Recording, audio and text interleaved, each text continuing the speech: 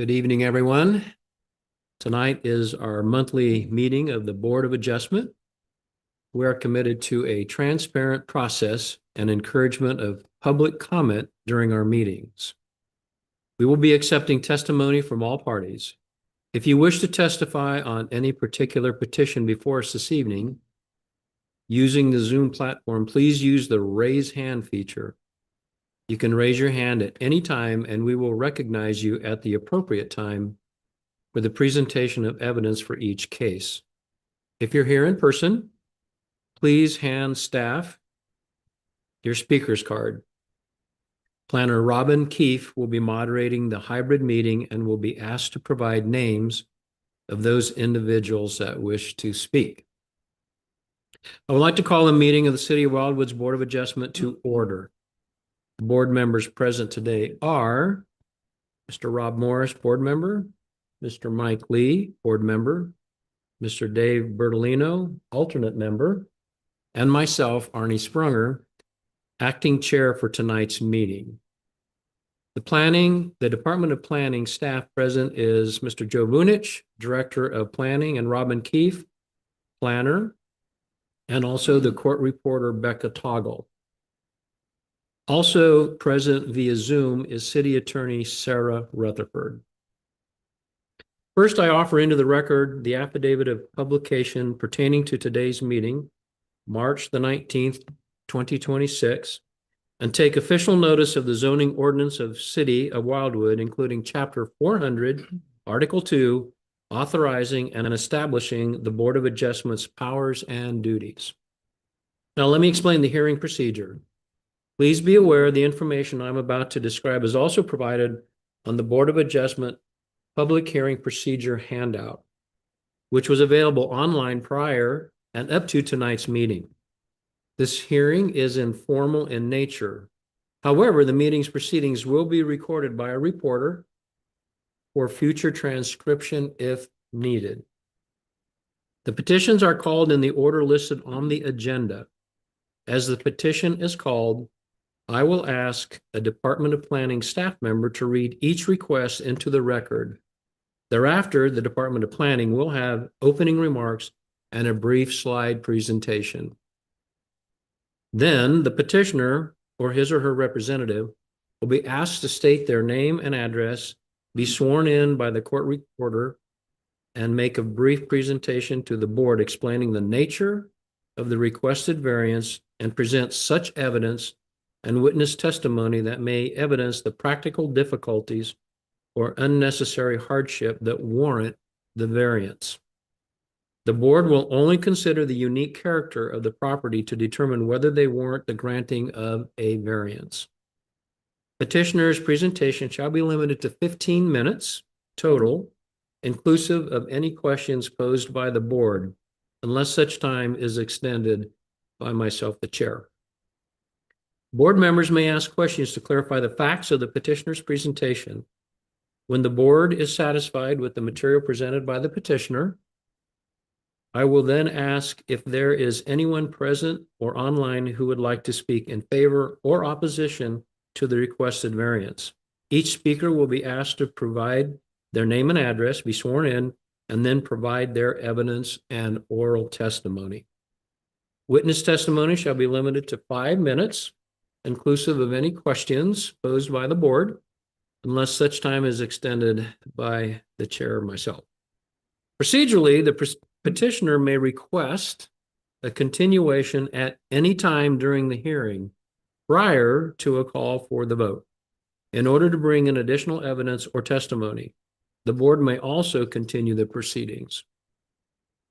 After the submission of testimony and evidence from all interested parties, the board will ask a staff person to provide the Department of Planning's report on this matter, if requested by any member of the board, the petitioner, or any individual that is participating in person or online. Once all witnesses have been heard, I will call for a motion to grant or deny with or without conditions. Then the board will vote. At that time, the presentation of evidence relating to the petition is concluded and no further evidence will be permitted. The board may make a decision today 4 members of the board must vote in favor of the variance for it to be approved. Given that there are only 4 members present this evening, all 4 of us must approve of the variance for it to be granted. If a variance is approved, the petitioner has 6 months to obtain the necessary permits or establish the use, or it will expire. If the board's decision is unfavorable, the petitioner has the right of appeal to the St. Louis County Circuit Court. This appeal must be done within 30 days of the decision. Okay, Ms. Keefe, are there any questions at this time? At this time, if there are any questions, please raise your hand. If you are online, please use the raised hand feature. If you have any questions. Mr. Chair, I see no raised hands. Okay, very good. So hearing no questions at this time, the meeting will proceed. If we could please read the first request into the record, which will be followed by a brief slide presentation if desired by the board members. So let's go. Thank you, Mr. Chair. Mr. Chair, members of the board, the first item tonight is BA 7-26, Brett and Nancy Miller, 3326 Whitsett Fork Road, Wildwood, Missouri, 63038.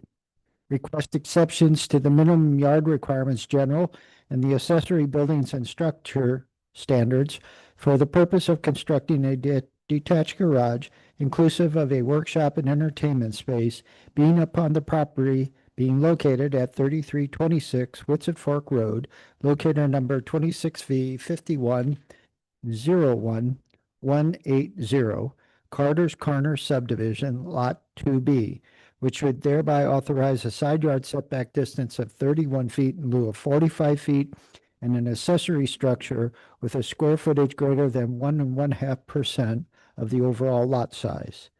Parenthetical, 4,394 square feet in lieu of 2,156.22 square feet.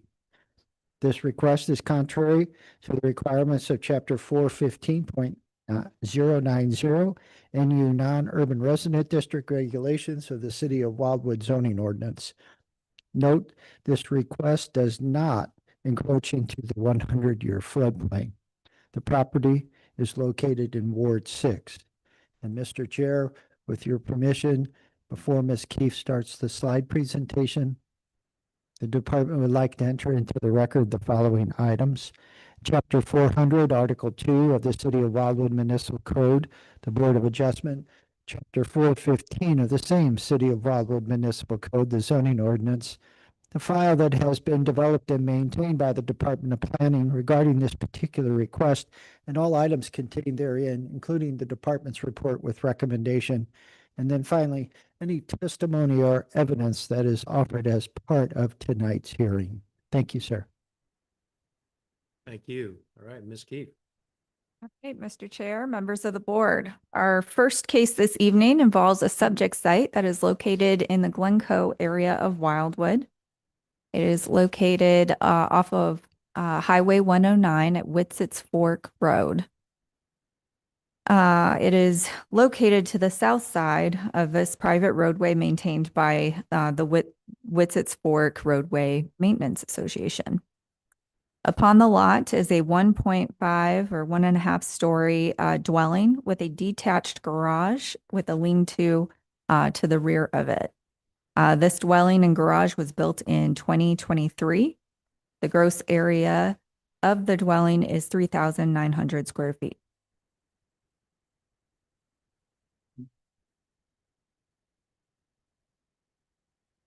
The single-family dwelling was the first to be constructed upon the lot, then the garage, which altered grading along the common boundary between the subject site and the abutting property to the west. Per submitted plans. The city does retain escrow for this work due to discrepancies of the work on the site. The lot is zoned floodplain non-urban residence district as well as non-urban residence district.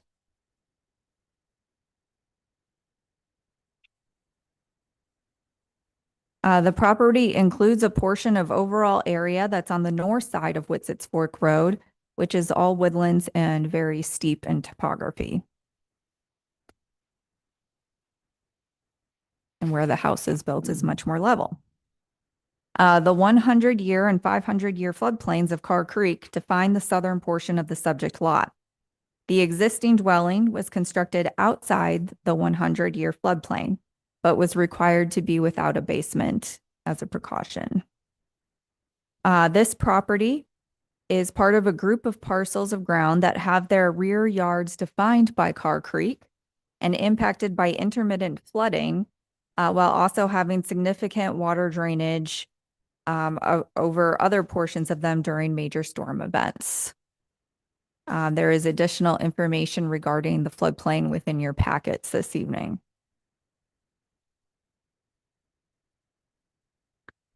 In this case, the construction of a proposed detached garage, inclusive of workshop and entertainment space, is entirely outside of the floodplain area and floodplain setback, as noted on these plans. So this is the floodplain setback, this is the proposed garage, and this is the dwelling. There are two components to this request. One of them involves the accessory building size. It is 4,400 square feet approximately in size, which is a square footage that is greater than 1.5% of the overall lot size. So 4,394 square feet in lieu of 2,156 square feet. This size, per the zoning district, also increases the setback distance that this building must be placed. So in the non-urban residence zoning district, you may be aware that side yard setbacks are typically 30 feet. In this case, the building is larger than what is stipulated by the zoning district. That number is 3,270 square feet. According to the non-urban residence district regulations, any building over 3,270 square feet that's an accessory structure requires an additional 5 feet of setback distance per every 500 square feet over that same amount. So in this case, instead of a 30-foot setback, a 45-foot setback was required, and the petitioners are requesting a variance to that at 31 feet in lieu of 45 feet. So those are the primary components of the request. In order to address potential concerns about stormwater, the petitioner has included stormwater elevations that were submitted when the house and garage were permitted. And I'm sure he will speak to those when he presents. The petitioner has also submitted a floor plan that shows that this building, again, is going to be consisting of a garage as well as workspace and entertainment space as well. These are the elevations of the building with the existing dwelling as provided by the petitioner, with the top being the northern elevation, the bottom here being the eastern elevation. And then this is the street view. So what it would look like from the street. And the idea behind the arrangement, as explained to me by the petitioner, was to develop kind of a courtyard appearance or effect to the two buildings.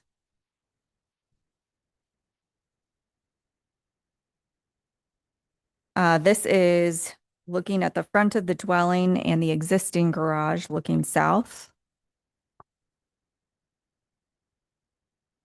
This is looking west upon Witsits Fork Road. This is looking east upon it.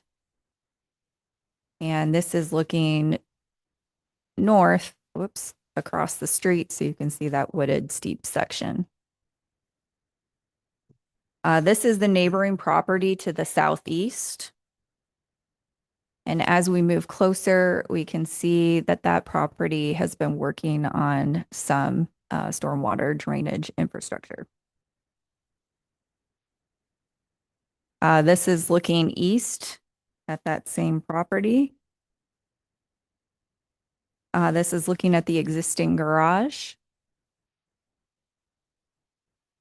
And this is the area between the existing garage and the neighboring property to the west. This is looking east behind the subject dwelling. And this is looking southeast. There has been significant public comment submitted for this request. The department has received 14 total comments from different households or different individuals. 6 of them have been opposed to the request, most citing stormwater drainage concerns, and 8 have expressed support for it. There have been no variances approved for the subject property, but there have been several variances considered by this board for Whitsets Fork, for properties along Whitsets Fork Road. And that concludes my presentation at this time. If you have any questions of the department, Director Vunich and I are available to answer them. Thank you, Ms. Keefe. Are there any questions from the board members at this time? No? Okay. This time, if the petitioner would like to come forward and state your name, your address, and your relationship to the property, and we'll get you sworn in by Great. the court reporter. My name is Brett Miller. I live at 3326 Whitsets Fork, Glencoe, 63038. I'm the property owner. So, Can you raise your right hand?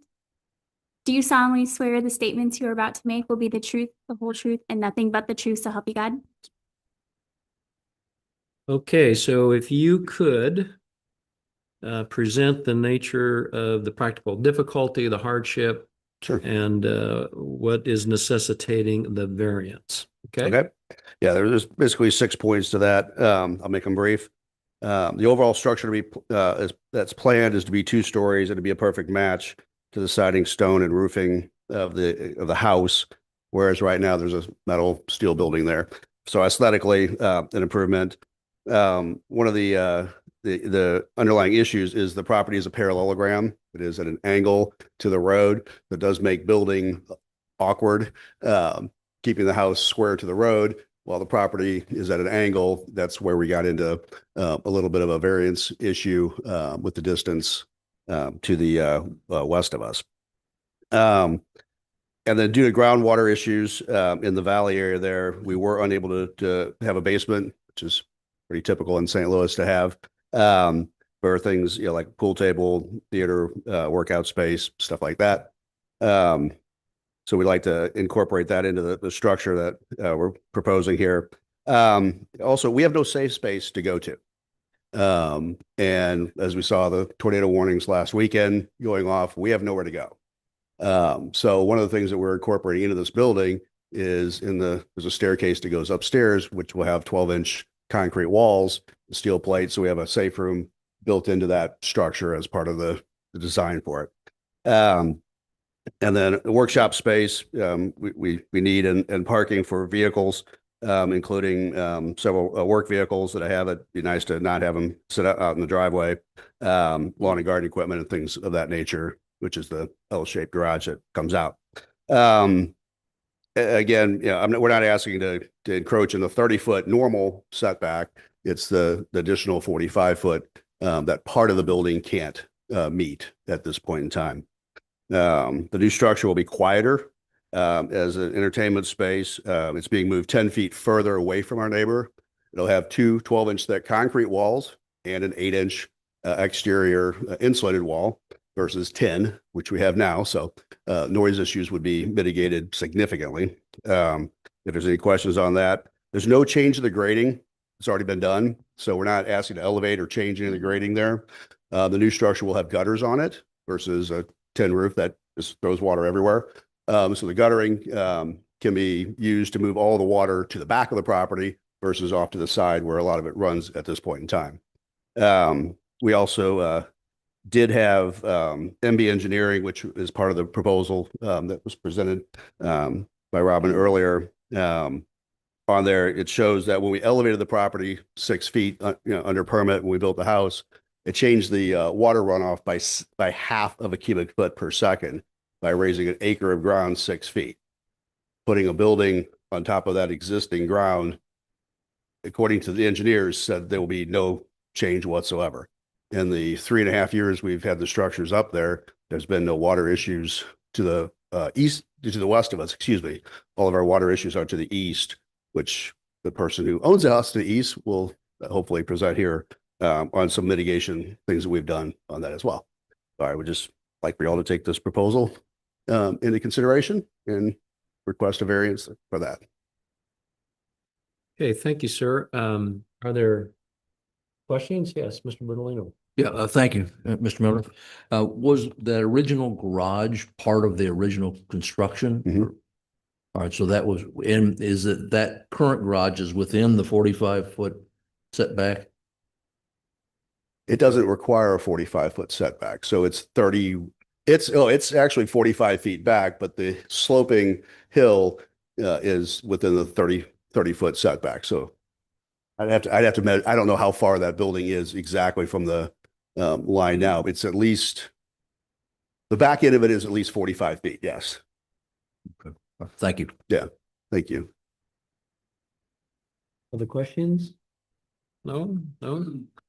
I have a question or two. You always have good questions. Okay. How large is your current garage space? The garage itself is 30 by 50, so 1,500, and then 360, so 1,870 square feet. 1,870 square feet. Right. Okay, yeah. And so because of that size, it's below the 32. Right. 70 square feet Right. limit, you're fine with the 30-foot Right. setback, yeah. So we have to ask the obvious questions. So for you to be compliant with the ordinances, you would need to reduce the size of your current plan down to 3270. Or you could move the garage around, or the, We've are you calling it a garage? I'm sorry, I don't. this structure. Yeah, It's you would like- have to either move that structure to Right. get it out of the 45-foot setback. Yeah, we already moved it Have you, 10 feet, further. We get much more behind that, or much further to the east. We're really getting in behind the house quite a bit. And my wife would be here to testify why she doesn't want that to happen. sure, yeah, okay, so, but it is feasible, you could do it. Yes, we could move that portion of it. They are attached. That would separate them. They would be two separate buildings then. It looked like the two portions, each of those portions were in the 45-foot setback. It looked If you like want the to diagram. pull that up again, yeah, it cuts kind of Yeah. across it's a it. Strange kind of a. Right, because thing. of the property lines, yes. It'd Yeah, be part of nice. it's outside of the 45, part of it's significantly inside of it. So yeah. Yeah, the vast majority of it is inside. I mean, it doesn't encroach into the setback, right? Yeah, so maybe if Ms. Keefe can bring up there, that's what we're looking for. Right. Okay, so again, I'm going to ask the question because we always do. Mhm. Could you make it smaller? Because today you're living reasonably fine, I guess, in your current situation. Your current garage is 1,870 square feet. You could add almost, not quite, but almost 2,000 square feet and still be okay in the 30-foot setback. You don't think you could either trim the current size of your proposed structure down to that limit or move it? And I know your wife probably wouldn't like that. Yeah, I get that. But still, we're talking about, Right. being compliant with ordinances, and they're set up for a reason. So, yeah. So sometimes there has to be some compromise made there. No doubt. Yeah, we actually worked a lot with the city on getting kind of this design here. The garage, how do I describe the garage space? To create the courtyard effect, to have the new structure meet the front of the house. As we look at this, right where the arrow is pointing, that's where car parking would be. So the big square in the back is divided in half, which is half entertainment space and half workshop. I mean, effectively, we'd have to lop off, quite a bit of that rear section there. It's not a design impossibility, but it does create. It would be a challenge, but to be able to utilize what we were hoping to be able to do in there.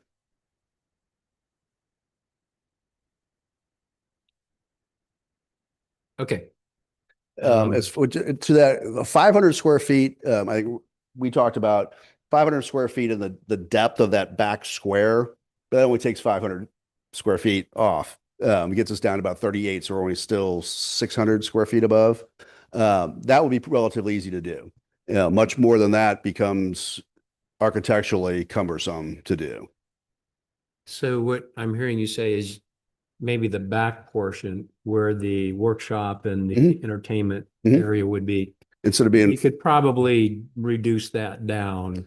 500 square feet would go back to a design that we had that's workable. It gets much smaller than that. It becomes an architectural challenge with roof structures and things like that to match the house. Okay, all right. Pitch And that would gets put that changed. part of the structure, it wouldn't encroach into the 45-foot setback, or do you know that? It still would encroach in the 45-foot setback because the garage car parking portion of it will still be in the 45-foot setback. More of it is in it than the entertainment Sure. space. Yeah. Sure. To get all the way down to 3,200 square feet would be a design challenge. Okay. Mr. Chair, Thank you. I don't have any other questions. Yes. I would just like to interject and note that if he did shave off, how much did you say, 600? 500. 500 square feet, then it would go down to a 40-foot setback line. Down to a 40-foot setback. Yeah, Good point. you would have more of a, I'm sorry, what? It would go down to a 40-foot setback line because it's 5 feet for every 500 feet. Okay, yes.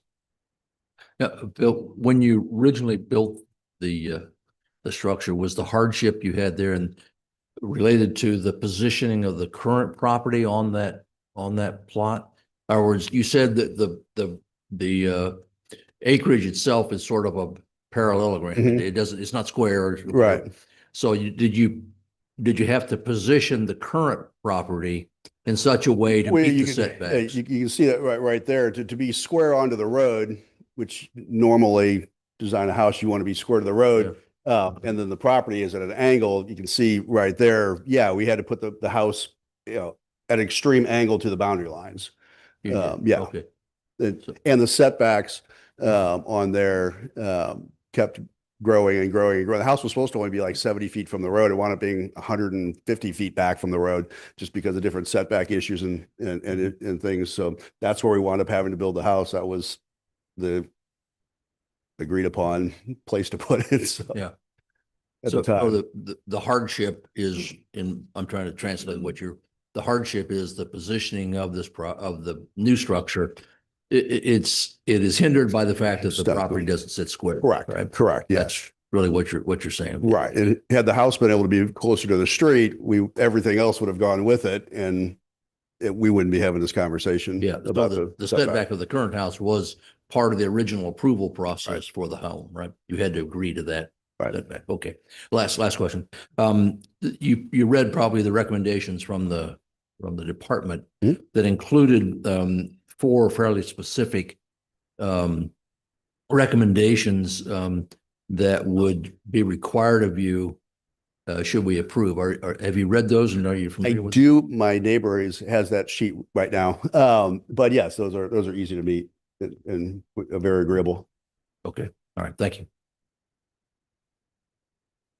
Okay, are there any other questions? Did you say you never had any problems with the recommendations? No, sir. You don't have any problems with them? No, that'll be fine. There's gotta be a little give and take, flexibility there. So, yeah. So if you did, just to kind of clarify something that Ms. Keefe shared with us, if you were to trim 500 square feet off of the design, Mhm. then the setback would go from 45 feet to 40 feet. Okay. So that would help. That would help. Yeah, the back structure would be then out of and then of course it's the car parking section that'd still be slightly in it. Right, right. Okay. Any other questions? I thought I see something about somebody was afraid or that you use that space for living space down the road. No, it's just my wife and I, we live in our house. I mean, there's like down the road, you wouldn't turn that into a living quarters. Just There's space upstairs well. of the entertainment space that was kind of, what? I'm sorry, we're basically out of time for our 15-minute thing, but I think we're very close to wrapping this up, so we'll go ahead and allow us to continue the conversation. Yeah, in the designs, if there's space, you may as well build with it. Over the garage, we're going to use for storage, just because, again, that's a good storage area. And we thought about putting an apartment upstairs. You know, children come back in town or something like that to visit or something, but nobody's going to live there. It's not going to be a fridge or a stove or anything in there, but a bathroom and a place a couch or something. But yeah. But there's space above that'll be, that would be usable to develop. So of course our architect drew all that stuff in there, but yeah. Okay, are there any other questions for the petitioner? No? Okay, thank you, sir. Thank you. Appreciate that. All right. Are there any speakers in the audience or online that would like to present at this time? Ms. Keefe, if you would call forward those individuals, that would be great. Yes, Mr. Chair, my first speaker's card is John Carter of 3330 Whitsitt Fork Road. Okay, okay. Mr. Carter, if you would state your name, your address in relationship to the property, and then get sworn in. All right. and My name hear is, from you. And John- remember, you have about 5 minutes. yeah, sure. Thank you. Sure. My name is John Carter. I'm at 3330 Whitsitt Fork Road, Wildwood, Missouri.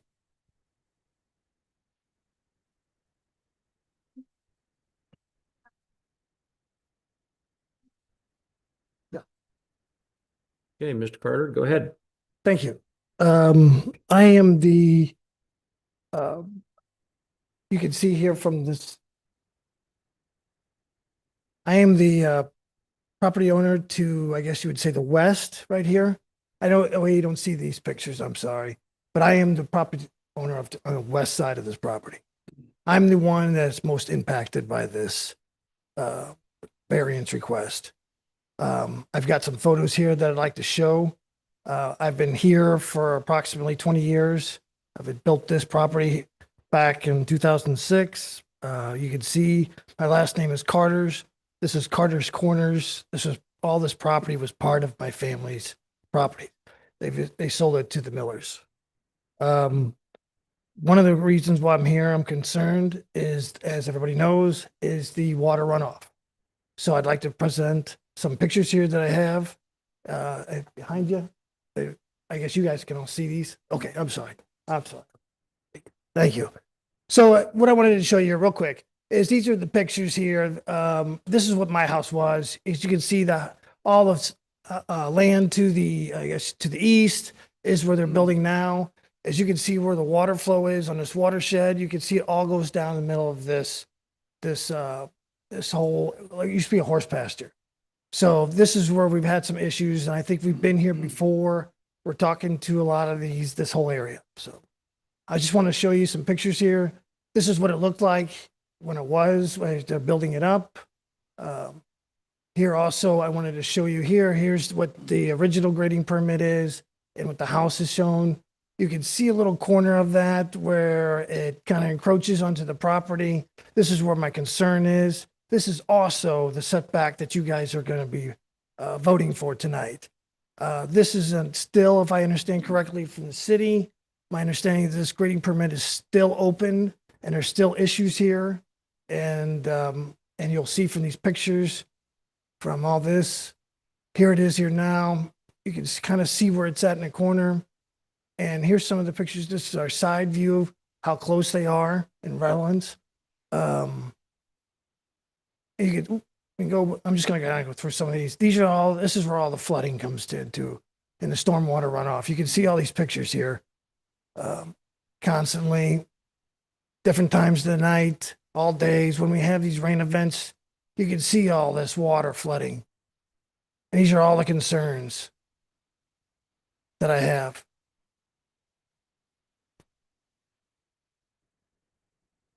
You can see through all these pictures.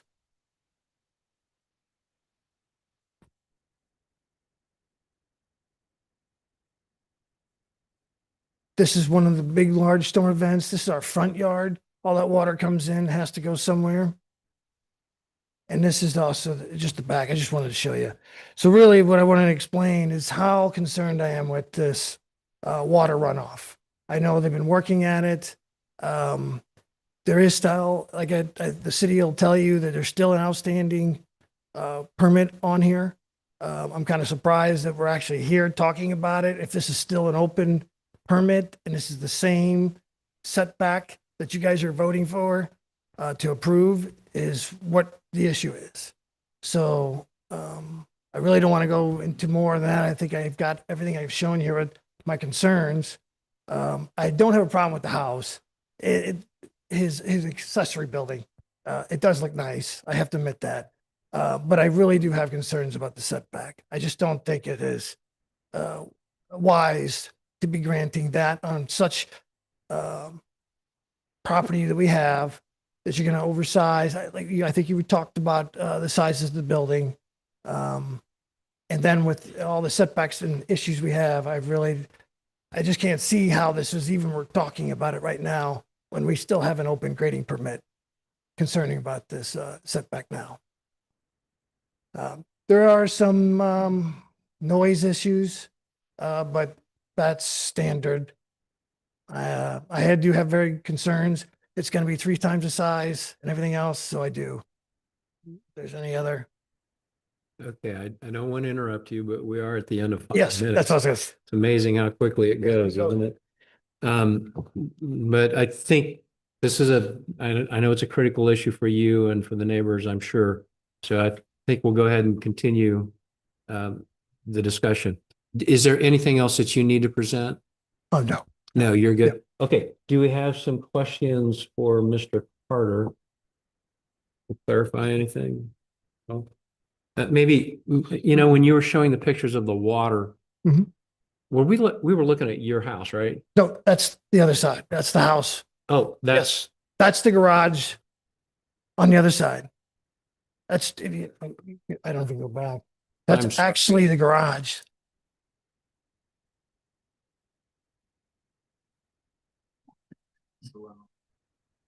Yes, yes, that's the property. Yeah, that's the runoff on the property we're talking about. That's all flooding and coming back onto my property. Mr. Chair, yes. I believe it's the combined area of the 2 side yards. Yes. So Mr. Miller's and the petitioners, Mr. Carter's, yeah, so, Mr. Carter, excuse me. yeah, so like this picture right here. Yes, that is the Millers. Yes. So, That's the Millers. so it's the combined side yards between the 2 homes. Right, That's where the water drains. right, okay. I didn't realize there was an open area behind his garage, okay, or their garage, sorry. Okay, and so is the water on your property or is it on, It's on both. it's on both? Both. And that's what you were trying to say is just that, It's right there on the property line, Yes, right? and as we get rain events, it grows. It could be like this, it could be even more. I have lots of pictures. And this is the concern we have. The city has not agreed to the way it's graded now, and that's why I believe the city will have to let you tell you that, why they haven't approved it as of today. But this is the setback that you'll be voting on. Right, right. And so that water that we're seeing is, yeah, it's right on the property line, but it kind of makes the turn there and it would be on Mr. Miller's property, right? Yes, correct. Okay. Except, Do you have any pictures of your property with water other than right No, there on the I do not. line? no, just right there in the corner. Okay, so the impact to you, at least at this juncture, is really what we're seeing right here. Yes. Is that amount of water right there, Yep. kind of on the property line? Yes. Yeah. Okay, It's over and above the property line. If you go back to those pictures, you'll see that's the problem we have with the grading. That is on my property. yeah, I suppose it probably is Yeah. because that Corner, mound yes, was that's sloping down. Yes, if you look at that is the issue.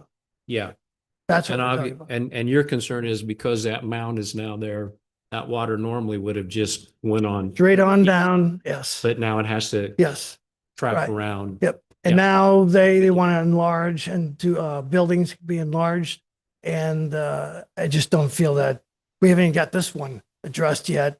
And now you're granting or requesting or asking for, I guess you could say. Sure. Yep. Right. Okay. Any other questions for the petitioner? No? Thank you. Okay, thank you, Thank sir. you. Thank you. Are there any other speakers, Ms. Keefe? Yes, Mr. Chair, our next speaker is Dan Laughlin at 3320 Whitsett Fork Road. Okay, Mr. Laughlin, if you would state your name for the record, your address and relationship to this property. Yep. And then get sworn in. Yeah, my name's Dan Laughlin. I own the property at 3320 Whitsett Fork Drive, Wildwood, Missouri, 63038. We are the property to the east of Mr. Miller. Okay, raise your right hand. Do you solemnly swear the statements you're about to make will be the truth, the whole truth, and nothing but the truth? Yes, So I help you do. God. Will you speak into the microphone too? Yep, Thank you. yes, I do. Couple things that I want to talk about is with the water flow or the question of the water flow.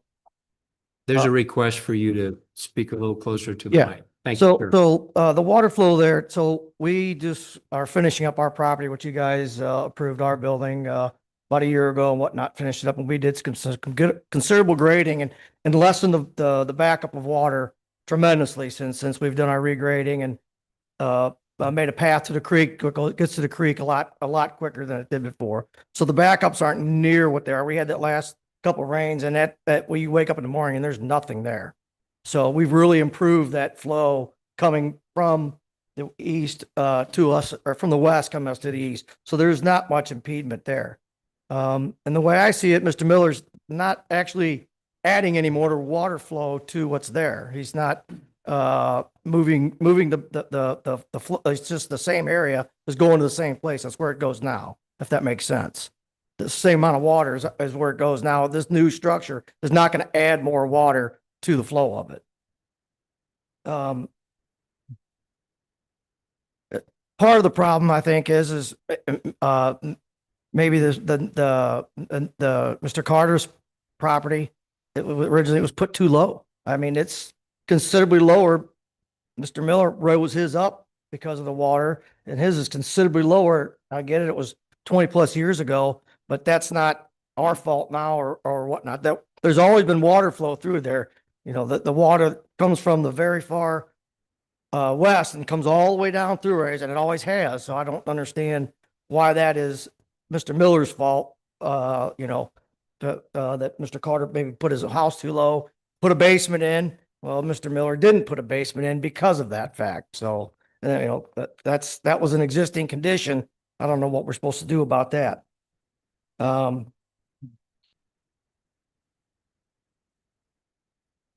With the setbacks and whatnot, I believe there are many properties up and down the street that have an accessory structure or structures that are near or encroaching on the setbacks all the way along. That's just the way this subdivision is. Everybody has an accessory structure all the way back from the 70s when these first homes were built in there. It's kind of the nature of the living in there, and everybody's got their ATVs, they've got their horses, they've got their whatever tractors and things like that. And it's pretty common with the neighborhood, what he's trying to do, and that the location, everybody's trying to squeeze it on their property the best they can. He can't really go to the south. There's the floodplain. So he's just trying to get the most usable space out of his property. I don't feel that it's a nuisance at all. It's actually going to make the properties look better in my mind. For one, it's going to block me from having to see Mr. Carter's 20 or 25 cars parked in the front yard the whole time. Licensed or unlicensed, doesn't matter, but it's still an eyesore. So I'm for it for just because of that as well. But I do think it's going to make the neighborhood look a lot better, and it's consistent with what we do in this neighborhood. Thank you.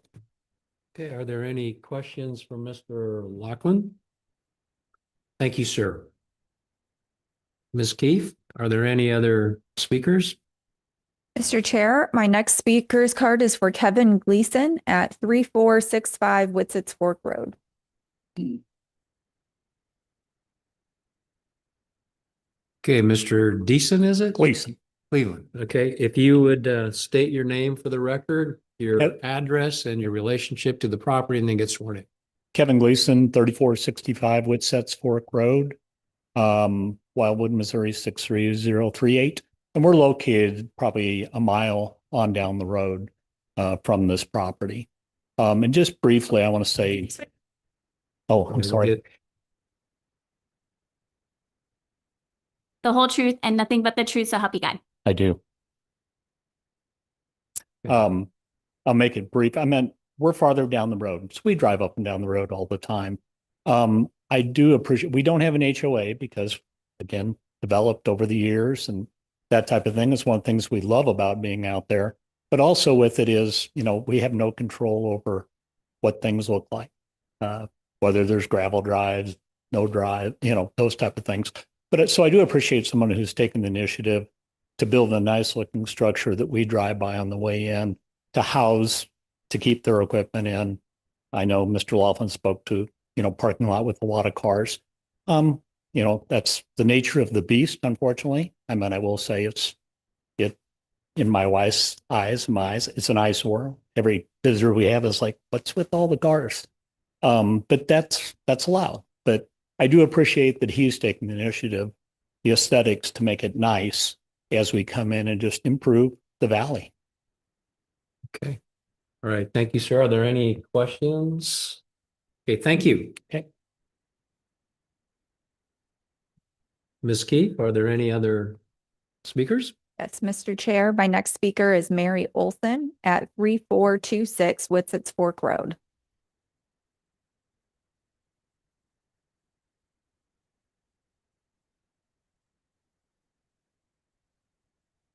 All right, and you know the drill by now. You say your name, address, relationship to the property. and then Real sworn in.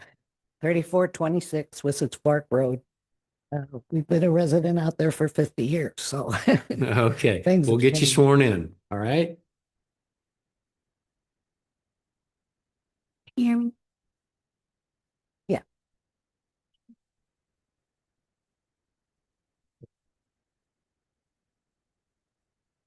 My name's Marie.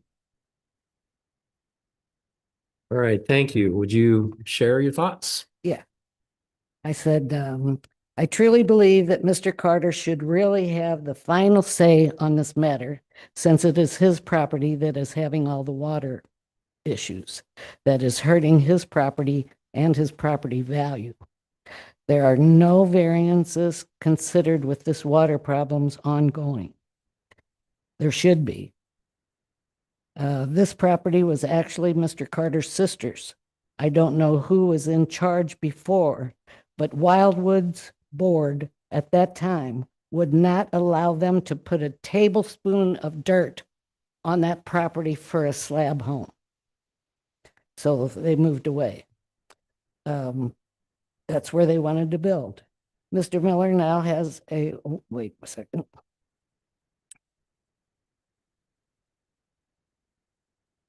If any circumstances were there at that time, I do not know what they were. Maybe you guys have the records will show.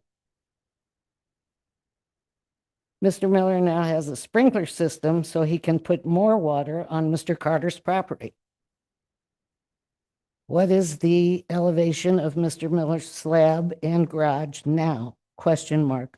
Was that what was proposed? Has Wildwoods engineers checked that?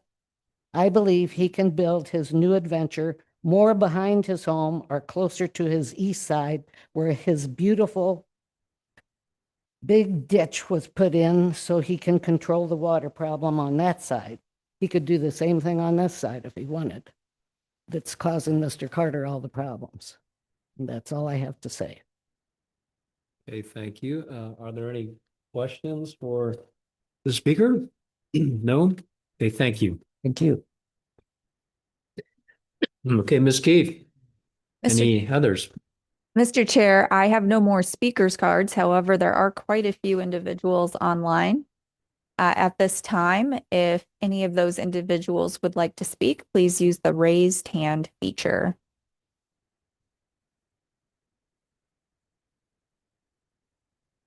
Mr. Chair, I see no raised hands. And Ms. Keefe, I see a hand in the audience.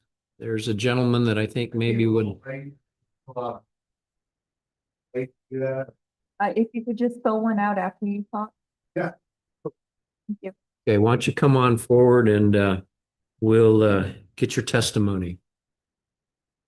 Again, state your name, your address, relationship to the property, and then get sworn in. My name is Drew Selenrick. I have two properties. I have 3433 Remington Heights Drive, and I also am building a new house at 3469 Witsits Fork Road. Raise your right hand. Do you solemnly swear the statements you're about to make will be the truth, the whole truth, and nothing but the truth to help you God? Yes. Okay, First Mr. off, Sullivan, I'd like go to ahead. just state that I was the guy that did the grading on both properties, Mr. Laughlin's property, the barn that's going up now, and also Mr. Miller's. The pictures Mr. Carter showed you of all the water, 95% of that water is on Mr. Miller's property. I've laser leveled that whole field. There's only natural grade of less than 1% across that whole entire pasture from the west all the way to the east. Water doesn't flow very fast and 1%. I'm in the grading business. I build golf courses. I laser level everything. Water does not drain adequately in 1% through grass. But the pictures they showed you and all that water that they're saying is on Mr. Carter's property is not on Mr. Carter's property. I fixed Mr. Carter's property when I did the work for Mr. Miller. We went on to Mr. Carter gave me permission to go on his property to fix the water holes that were on his side where those trees were. So yes, he's showing you the very worst of the worst in a flash flood situation. And 95% of that water went down exactly how the grading permit showed. You see the contours, that water's supposed to come down, make a turn behind Mr. Miller's property and go over. Then when Mr. Laughlin built, we took the water, instead of going all the way down along the pasture, we put the ditch that there was pictures of that too, that ditch has been laser leveled to take the water to the creek. So it's graded correctly. Mr. Miller is not trying to build, he's not going to change one bit of water flow with his structure. The water flow is there and it works. So what they're trying to do, and Mr. Miller couldn't push his house to the east because of the 100-year floodplain. His house had to be there. The only place he can expand is to the west because of the 100-year floodplain. You cannot build there. So that's what I wanted to portray, is the grading is correct. The water flow is correct. It's not backing onto Mr. Miller or Mr. Carter's property. 95% of that water is on Mr. Miller's property, and it's doing what it should be. It comes down around that fill and goes to the east. Then it picks up the new swale on Mr. Laughlin's property and goes to the south to the creek. So that's all I have to say. Okay. Thank you, sir. Are there any questions from the board? I actually do have a question since we're talking about grading. I don't know. It appeared as if some of that grading was across the property line onto Mr. Carter's property, just from the images that I saw that were presented. I don't know if it really was or it wasn't, but it sure looks like it was. The other question that I have is, I read that there are some issues with not getting the grading permit finalized or approved or whatever. I guess it's been approved, but if there's outstanding issues, what are those? Are you aware of those outstanding issues? No, I'm not. You're not aware of the outstanding? Not issues? outstanding issues. Okay. But if you want to pull up that one picture that showed Mr. Miller's grading plan on the very beginning, you'll see the contours go within a couple feet of the actual property line, the base contour.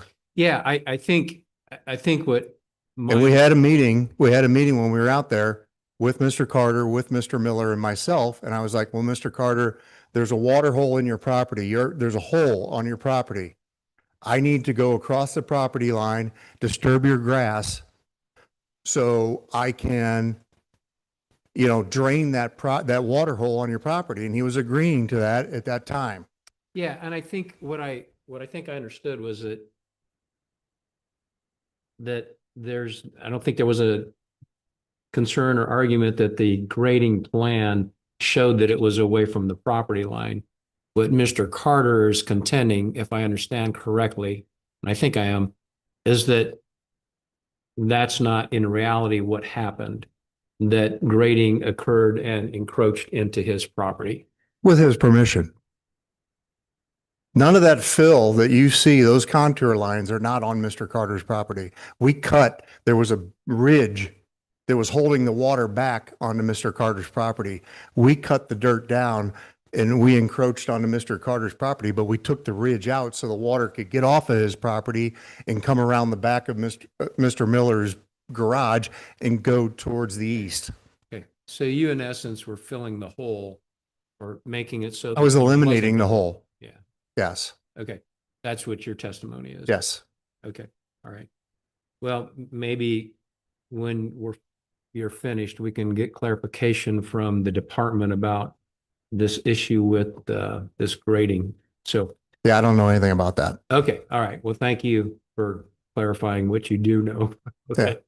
And your testimony also is that because of what you did with the other property, you've created an environment where you can pull that water away from Mr. Carter's property quicker and Yes, get it down to the creek. that's correct. And I don't know if it's working or not, but I think your testimony is it is working. That Yeah, it it's is working pulling very that well. water away from Mr. Carter's property quicker. Yeah. Okay. Correct. Any other questions for for Mr. Solenrick, right? Ellen Rick, yeah. Yeah. Okay, thank you, sir. Yep. Appreciate that. Yep. Okay, because we've been talking about this grading, well, first let me see, since we're on the topic, maybe the department could address this question about the grading permit, and then if there's any more speakers, we'll get to them. Thank you, Mr. Chair. So, Mr. Chair, in preparation of the department's report with recommendation, it did an investigation of grading permits that had been issued relative to the property. The department's contention isn't necessarily that the grading is in error. The grading permit has not been closed out, and the city still holds escrow. Why that is important is as part of the permit being closed out and the escrow released, we verify that the grading is consistent with the approved plan. So the final step has not been completed. It's not to say at this stage, since the inspection hasn't occurred, that it's incorrect. It's just we don't know. And so in the recommendation, the department identifies that it's appropriate to close out the permit, verify the grading, and then release the escrow. And then if the board grants the variance, we'll start over with a new plan and ensure the grading is correct again. Okay. I don't want to say it's just paperwork because again, the final inspection, as Mr. Lee will tell you, is critical because that is the inspection where you make sure all of those things that you put into the plan to guarantee the least amount of impact on properties, whether it's the subject property or adjoining property, have been addressed. Okay. Thank you for that clarification. Do you also, when you look at the grading plan, are you checking like the elevation, like, they're supposed to be, they add 6 feet of soil instead of 7 feet, I mean, are you checking to make sure that the amount of fill or whatever is compliant? Is that part of the grading plan, I guess? Yes, It the is. elevation, Elevation. the yeah. change in elevation of grade is critical. The slope of the grading is critical. There's a number of items that our code inspector, Frank Laughlin, looks at. Will he be able to distinguish between a 6-inch difference or not? I can't say that, but for the most part, we get the grading right a whole lot of the time. Got it. Okay. Thank you for that clarification. Now back to any other speakers that would like to give testimony. Mr. Chair, I do have a raised hand now online. You do have a raised hand So online. I'm going to promote Mark Bromeyer. Okay.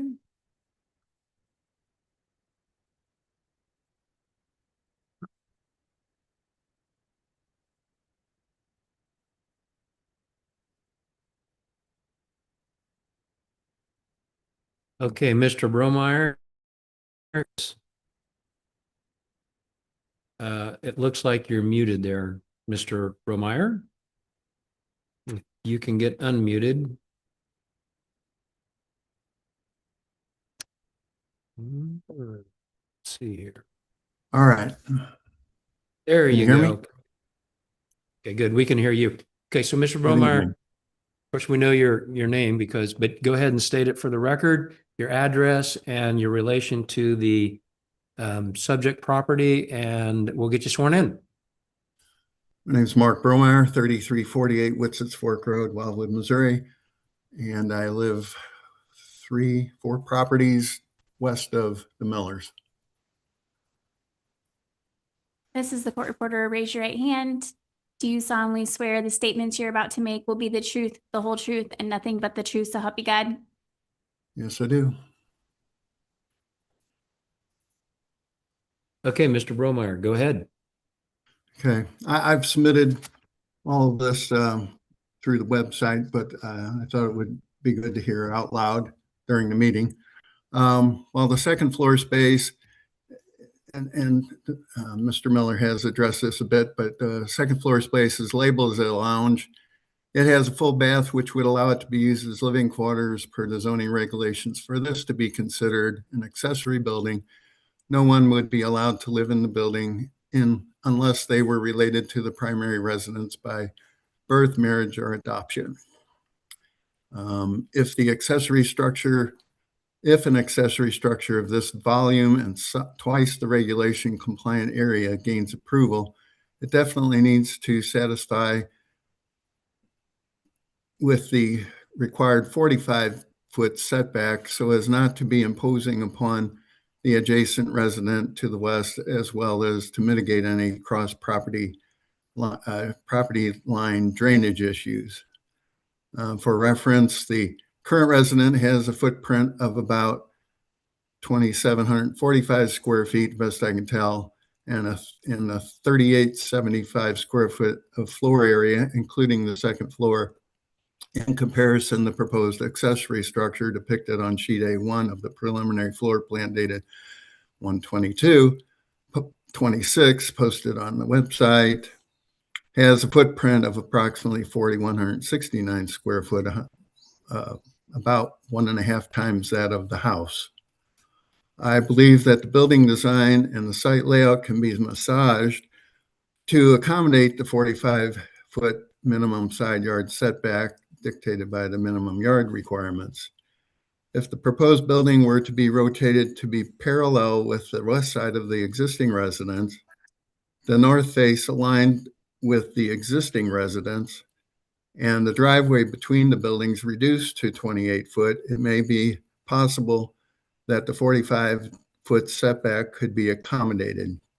This would require reducing the width of the existing driveway, but for a 90-degree parking spaces, a 24 to 26-foot aisle is recommended standard. I believe that there would be adequate turnaround area in front of the existing garage on attached garage on the existing house to maneuver a boat into the proposed garage, but that would need to be verified. The existing garage, per the original construction site plan, the grading around the existing garage shown on C1 appears to be approximately what is observed at the property, but the existing garage appears to have been built approximately 45 feet from the west property line instead of 31 feet. So there's supposedly more space there to work with, I guess. Locating the new structure with similar grading 15 foot closer to the property line will cause more rainwater to be routed around the neighbor's property to the west. Existing grades nearing the west property line need to be preserved so as not to create a new site drainage issue for the neighbor. Also, any further addition of dirt to the south towards the creek should be minimized so as not to impede the flow of the water through the flash floodway. And that's all I have to say. Okay, thank you, Mr. Bromeyer. Are there any questions from the board? Okay, thank you, Mr. Bromeyer, for your testimony. Thank you. Ms. Keefe, are there any other individuals online that would like to speak? Mr. Chair, I see no more raised hands online. See no raised hands in the audience. So I believe we are done with our I speakers. think we're through that. Okay, very good. At this time, would anyone like to hear an oral presentation of the department's report? No? Okay, if the department would like to make any final comments, this would be the time. Thank you, Mr. Chair. We do have a few things that we would like to add to the record relative to this request. First, as the report from the department identifies, we are supporting the variance. Key in that support are a couple of items that have been identified by some of the speakers. First and foremost, when the Department of Planning visited the property and viewed the neighborhood, the subdivision, we drove the entire length of the road a couple of times. The use of accessory buildings or outbuildings is extensive in the Witsit Fork subdivision. And that's a key determinant to the department in that the character of the area accommodates what's being proposed. In many regards, what's being proposed will be a substantial upgrade relative to what is on the property now in terms of the garage and the lean-to. So impacts in the determination of the department, at least relative to the character of the subdivision, are minimal. The second component is what we all know is that Witsit Fork has a stormwater drainage problem. There's floodway, there's floodplain, and then there's just the runoff from these extreme weather events that we see more often than not these days. And that is why in the report, the department has established the 4 conditions. And principally, all 4 of the conditions are intended to address water runoff. The first relates to an engineered plan being submitted in conjunction with the construction of the new building. That plan has to be prepared by a professional engineer with experience and expertise in stormwater management. As you'll recall, when we were trying to address the issue with Mr. Johns on the property that Mr. Laughlin now is developing, that was a key component of a lot of our discussions, just making sure that the engineer and the plan were consistent with good practice. And here we're asking for the same. Secondly, whatever that plan ultimately would show in terms of stormwater improvements, whether it's a system of culvert pipes that have been installed on the east side of the subject lot, or additional grading to minimize the amount of water storage in the common area between Mr. Miller and Mr. Carter, or any others that they would be, again, represented on that plan. Thirdly, there's a desire to add additional landscaping. Landscaping in the context of that which would do well in a wet environment and help to mitigate some of the flow or speed of flow that's associated with these events, these extreme weather events. And then finally, as is mentioned and was discussed earlier, the closure of the grading permit from the last project needs to be completed. And then on the east side of the property, maybe not so much on the petitioner's parcel of ground, but there has been additional stormwater work that was not indicated on any of the plans the city approved for that project. Therefore, the position of the department is, if the variance is granted by the board tonight, those issues need to be addressed before the authorization or building permits be released.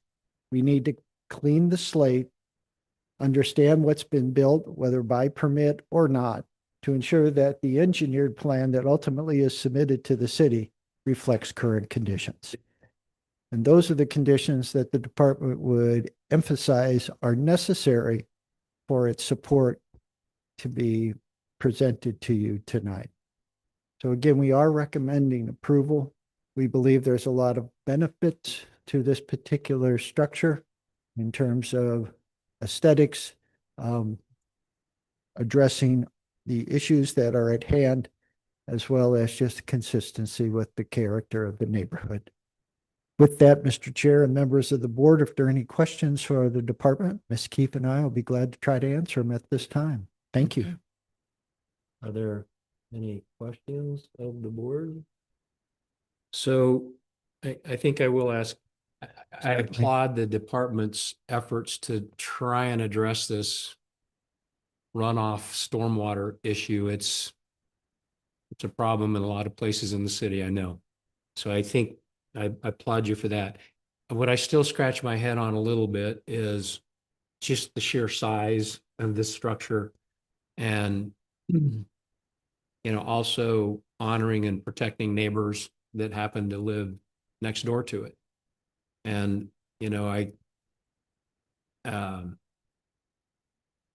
I would ask you, you have talked to the petitioner about maybe not making it quite that large. I mean, what room do we have here on that? Well, first and foremost, I've not talked directly with the petitioner. I've talked to the neighbor to the west. I believe Ms. Keefe has talked to the petitioner, and we actually met with the petitioner prior to the submittal of the Board of Adjustment application. What I will tell you is that the petitioner under oath during testimony said that 500 square feet of the existing and the proposed and existing application could be removed from the accessory structure. So I believe the petitioners answered that question. What I will tell you is that in the non-urban resident district, our requirements relating to accessory structures are very unusual. We had begun a process of updating the sizes related to accessory structures, and much to the department's surprise, we actually increased the allowance for their sizes. And in some instances, you can have an accessory structure on your property up to 10,000 square feet in size. It's usually an indoor riding arena. There are 2 instances I think we've done that. In that regard, we don't put a limitation on the number of accessory structures. So if the applicant, the petitioner, were to split those 2 structures, he'd have a 30-foot setback and there wouldn't be any requirements other than just the normal non-urban resident district requirements. So in this particular instance, I think the function of the design relative to the fact that the petitioner doesn't have a basement is relatively logical. And so do we want to necessarily say split the structure? You can have a 30-foot setback and ultimately probably achieve the same goal with a covered walkway between the two. I've learned over the years that from the perspective of the department, we encourage people to show us what they want, what they think will function, what will benefit the property, benefit the neighborhood, benefit the community. And oftentimes, if we can figure something out that'll make it work, then we advocate for it. In this particular case, the department is just, it's the stormwater, stormwater, stormwater. And I think having an opportunity to kind of start fresh and see with this new building and have gutters and downspouts that go away from the common boundary area between the two properties, things like that. I think we actually can improve the situation. And from the perspective of the department, if we can do that, I think we've had a successful recommendation. So if I understand you correctly, Mr. Vunich, if those two blocks, the building, if they were ever so slightly separated, then they would be in compliance. Yes. It's just because they're slightly connected. Yes, sir. Like I say, it's not something that the department anticipated when we updated the code, but you can have as many of those accessory structures within the context of 2,200 square feet as you want. There's no site coverage ratio is basically what it boils down to. Okay. All right. Wow, that's an interesting nuance, isn't it? Yeah. Yes, it came from the council people in Ward 6. Okay. Okay. Mr. Lee. Yeah, I have a question. Joe, as far as the site plan, can you pull the grading plan up, which was one of the first slides?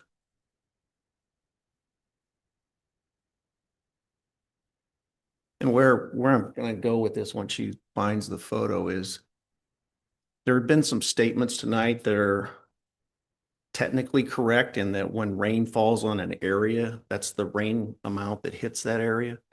But there's a difference between the velocity the water comes through the site. Rain falling on a roof, steep pitched, shingled, and hitting gutters and going to a downspout has a much higher velocity at discharge than rain hitting flat ground. So the rain event under a flash flood scenario is going to be increased with the surface area of the building. So that has to be addressed in the final design. Secondly, if I'm looking at this drawing on the lower left-hand corner, the water is running towards the bottom of the sheet, which I think is west. Is that correct? South. South. Okay, so that's running south. That would have No, to come excuse me. It'd be The way it's It's west. oriented here, it's running So- west. So that where the garage would be sitting, the water is going to come back to the west and have to run around his whole site. It's going to come rather quickly because it's coming off of a roof and downspouts. All the rain that hits this area and or is coming off the hill under a flash flood scenario, that volume of water is increased as it moves down. This is what you see when river levels rise and fall. It's the same thing, only this is a flash flood scenario. Right. Adding this much square footage increases that. Just want everybody to know that. The issue of variance required into setbacks, I don't understand because he can move his building and stay within the 45 feet if he just changes it a little bit. He's got a huge paved area to turn cars around in front, which he does not need. It's not a requirement. And I don't see where the hardship is other than what he wants. So there's two issues with this: stormwater velocity flash flood, and there's really no hardship. He can make this site plan, make the two buildings tied together, and make it work if he just puts a little thought to it. And certainly, I'll try to address the first one with the chair's permission. You're absolutely correct. Impervious surface is not going to act like pervious surface, which is grass, soil, and grade. So certainly when the Department of Public Works and the Department of Planning look at plans relative to the Witsit Fork area, we've learned over the years to pay special attention to that. Obviously, we know that we have a situation already. Anything we do in terms of adding impervious surfaces or obstructing the natural waterways, the drainage patterns, we need to address those very, very carefully and with the context of what's going to happen upstream as well as downstream. So your points are well taken. In terms of hardship, the department can look at it in several ways. It didn't delve to a great deal in the report about these, but remember, in Witsit Fork, there is a series of lots on this south side of the private street that part of them are on the opposite side of the street. So this isn't a true 3 acres that it has no encumbrances. A 70-foot private roadway easement goes through the lot, and then the roadway itself within that easement.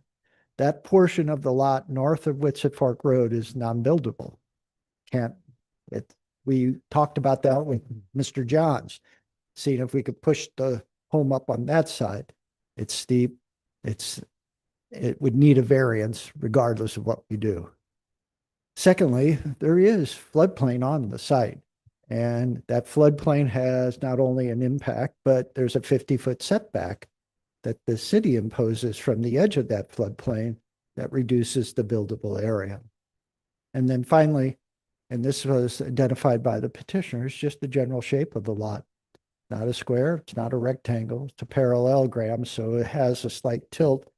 And if you try to set your improvements so they look like they face the street, it does add a bit of a unique characteristic. I'm not going to say hardship, but it certainly, all of those play into this. So when the department looks at the lots, regardless of this application or any application, Carr Creek, floodway, floodplain, 50-foot setback, portions of the lot across the street that are steeply sloped and for all intents and purposes non-buildable, it does parcel down what's available to build.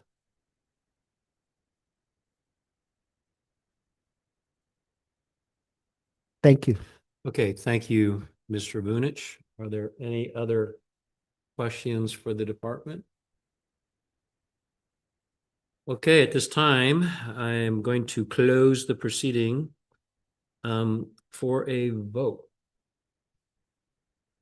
Would anyone like to make a motion to approve, to deny, or approve with conditions? Berlino. Yes, I'd like to move to approve the variance with the 4 conditions as stated in the Department of Planning's recommendations. Do I need to read those 4 into the record, or do you know what those are? That's my motion. Okay. Do we have a second? I'll second it. Okay, thank you. Mr. Morris, how do you vote? Approve. Mr. Bertolino, how do you? Approve. Mr. Lee? Deny. And I think I'm also going to deny. So I'm sorry, the variance has not been approved. Okay, at this time, can we read the next? Certainly, Mr. Chair. The record. 8-26, Chris Files, 4041 Montgomery Lane, Wildwood, Missouri, 63069. Request an exception to the specific yard requirements and exceptions for the purpose of constructing a 12-foot by 30-foot shed and private stable combination upon the property being located at 4041 Montgomery Lane, located number 26Y 230115, Montgomery Estate Subdivision, Tract 7, which would thereby authorize the accessory structure to be situated 40 feet from the western property line instead of the required 100-foot distance. This request is contrary to the requirements of Chapter 415.090 and non-urban resident district regulations of the City of Wildwood zoning ordinance. This particular property is located in Ward 6. Mr. Chair, again, before Ms. Keefe begins her slide presentation, the department would like to enter into the record the following items. Chapter 400, Article 2, the Board of Adjustment of the City of Wildwood Municipal Code. Chapter 415, the zoning ordinance of the City of Wildwood Municipal Code. The file that has been developed and maintained by the City of Wildwood to do this request, and all items contained therein, including the department's report with recommendation. And finally, the testimony.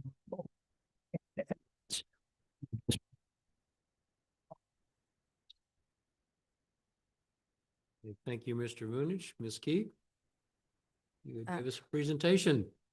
Mr. Chair, members of the board, our next request this evening involves a subject site that is 3.05 acres and located in the Montgomery Estate subdivision. It is located in western Wildwood, just northwest and adjacent to State Route 100. This lot is accessed by Montgomery Lane, which is a private roadway. This property is at its terminus at the cul-de-sac. Within this area are other large residential lots, and horse ownership and associated infrastructure is pretty common in this area as well. The lot has 312 feet of frontage on Highway 100 and 250 on Montgomery Lane. It is occupied by a single-family dwelling that was built in 1991. This dwelling is one story. It is a ranch-style home and has 2,373 square feet of total living area. It's accompanied by an attached garage, a deck, and a number of porches. A large area of this lot is fenced, with a portion of it to the east of the lot, and then a portion of it to the west side. The west side is reserved for pasture for horses, and the eastern side is for the family's use.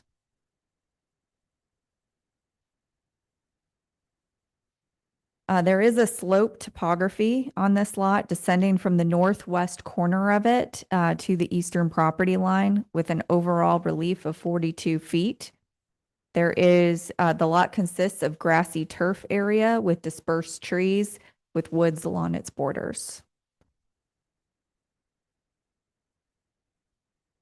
The request from the petitioner is to construct a 12-foot by 30-foot barn-style run-in shelter for tack equipment, hay storage, and shelter for a horse during inclement weather.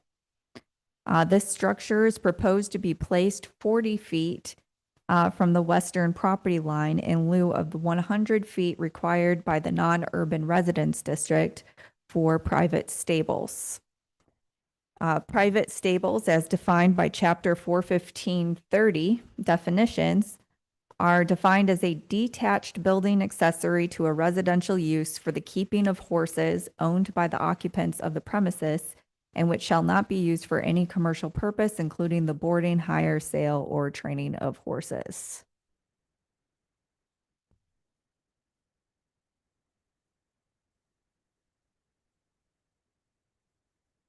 The petitioner notes in their application that this structure will be professionally built by Amish builders.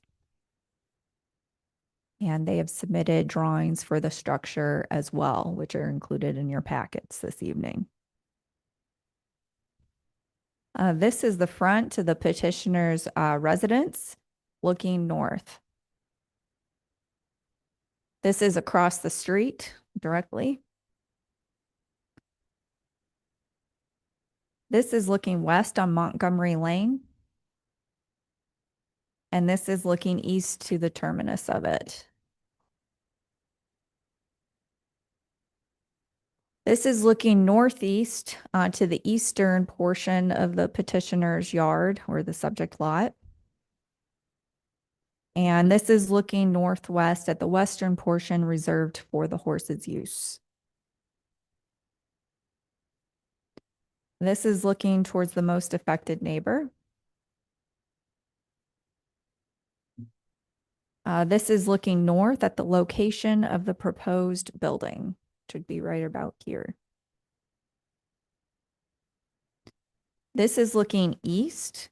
Again, this is the fenced portion of the yard for the family's use. And this is looking west in the fenced portion for the horse's use. And again, this is the proposed location of the shelter.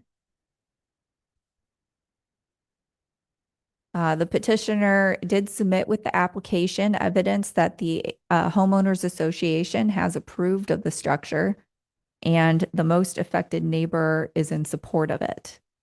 At this time, I'll conclude my presentation. Director Vunich and I are available for questions if you should have them. Thank you, Ms. Keith. Are there any questions for the department at this time? No. Okay. All right, thank you. Thank you.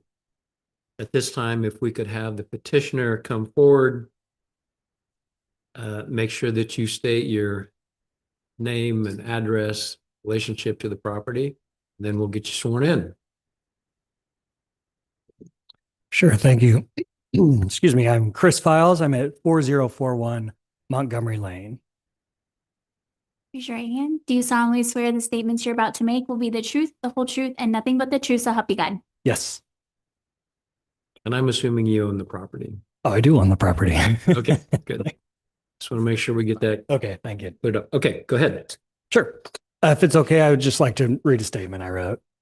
I want to thank you all for the opportunity to explain my reason in asking for this variance and for the chance to respond to the planning department's recommendation to deny this request, which of course I found disappointing. Now I'm asking to place this structure at a location in my backyard that requires very little grading compared to other locations. And it does not require any tree removal as opposed to other locations. As you'll see in the materials I submitted, I have approval on this plan from my HOA trustees, as well as the neighbor whose property line borders mine on the side of the proposed structure, the most affected neighbor. I want to emphasize the neighbor whose property line would be closer than 100 feet from the structure does support my request. In recommending denial of this request, the planning board indicates proximity to my neighbor's well to be a consideration.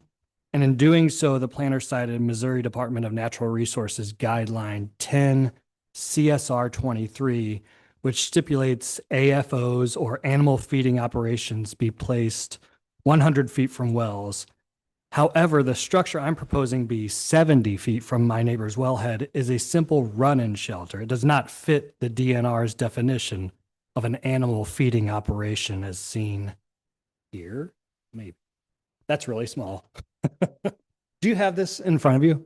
Mm-hmm. Okay. So I'll just give you a second to read that really quickly if you haven't already. This is not what I'm proposing to build. This would be more like what I interpret as a feedlot, a cattle feedlot, or an operation for feeding animals, not what a run-in is. This run-in is simply a structure to offer 2 horses shelter in extreme weather and store tack equipment. As you might know, horses prefer not to be confined and they don't spend long stretches of time in a run-in shelter. And the shelter's open construction allows horses to enter and exit as they please. In other words, horses are not forcibly confined. They're not fed or stabled in these shelters typically, and therefore such a structure does not fit the criteria of the Department of Natural Resources, those guidelines the planning department cited in its reasoning. As to any question about horse waste's effect on a well, because horses don't spend extended periods of time in run-in shelters, The waste is no more concentrated in them than other areas accessible to the horse. Also, the proposed location grades slightly downward away from my neighbor's property, further reducing environmental impact. In its recommendation, the planning department suggests I have other options on my property to place this structure, but I want to stress again, this location is not simply a preference or what I want, something we decided on flippantly. This would require the least amount of disruption to the grade of the land, no tree removal. It faces southeast, which is necessary for weather considerations for such shelters. And it will preserve the aesthetics of the more publicly visible portion of my yard. Beyond that, the portion of the yard not reserved for the horses, the previous owner constructed a structure for, it's a zip line, a structure that my kids love to play on and zip back and forth. There's also a trampoline there, not reserved for the horses, and it would be dangerous to have horses in that area if the kids were playing. It would require significant changes to that area. So the yard is divided by a fence into two areas. And that area has those structures in it, and those would require removal if we were to put horses in.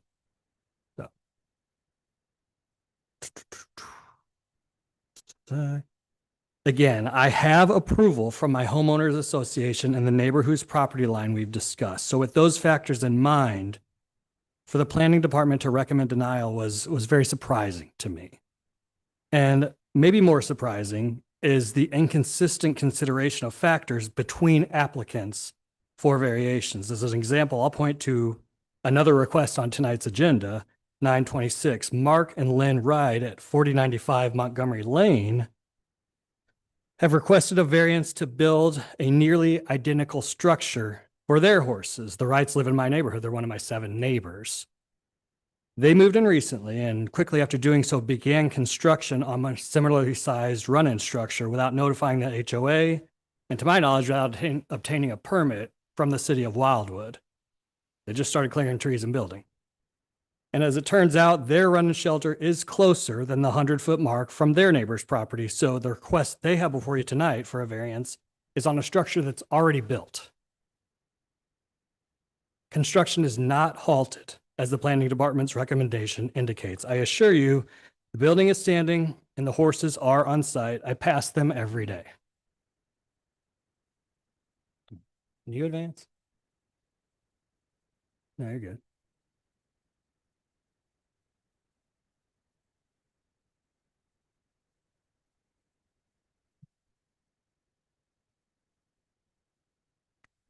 Just want you to see a photo.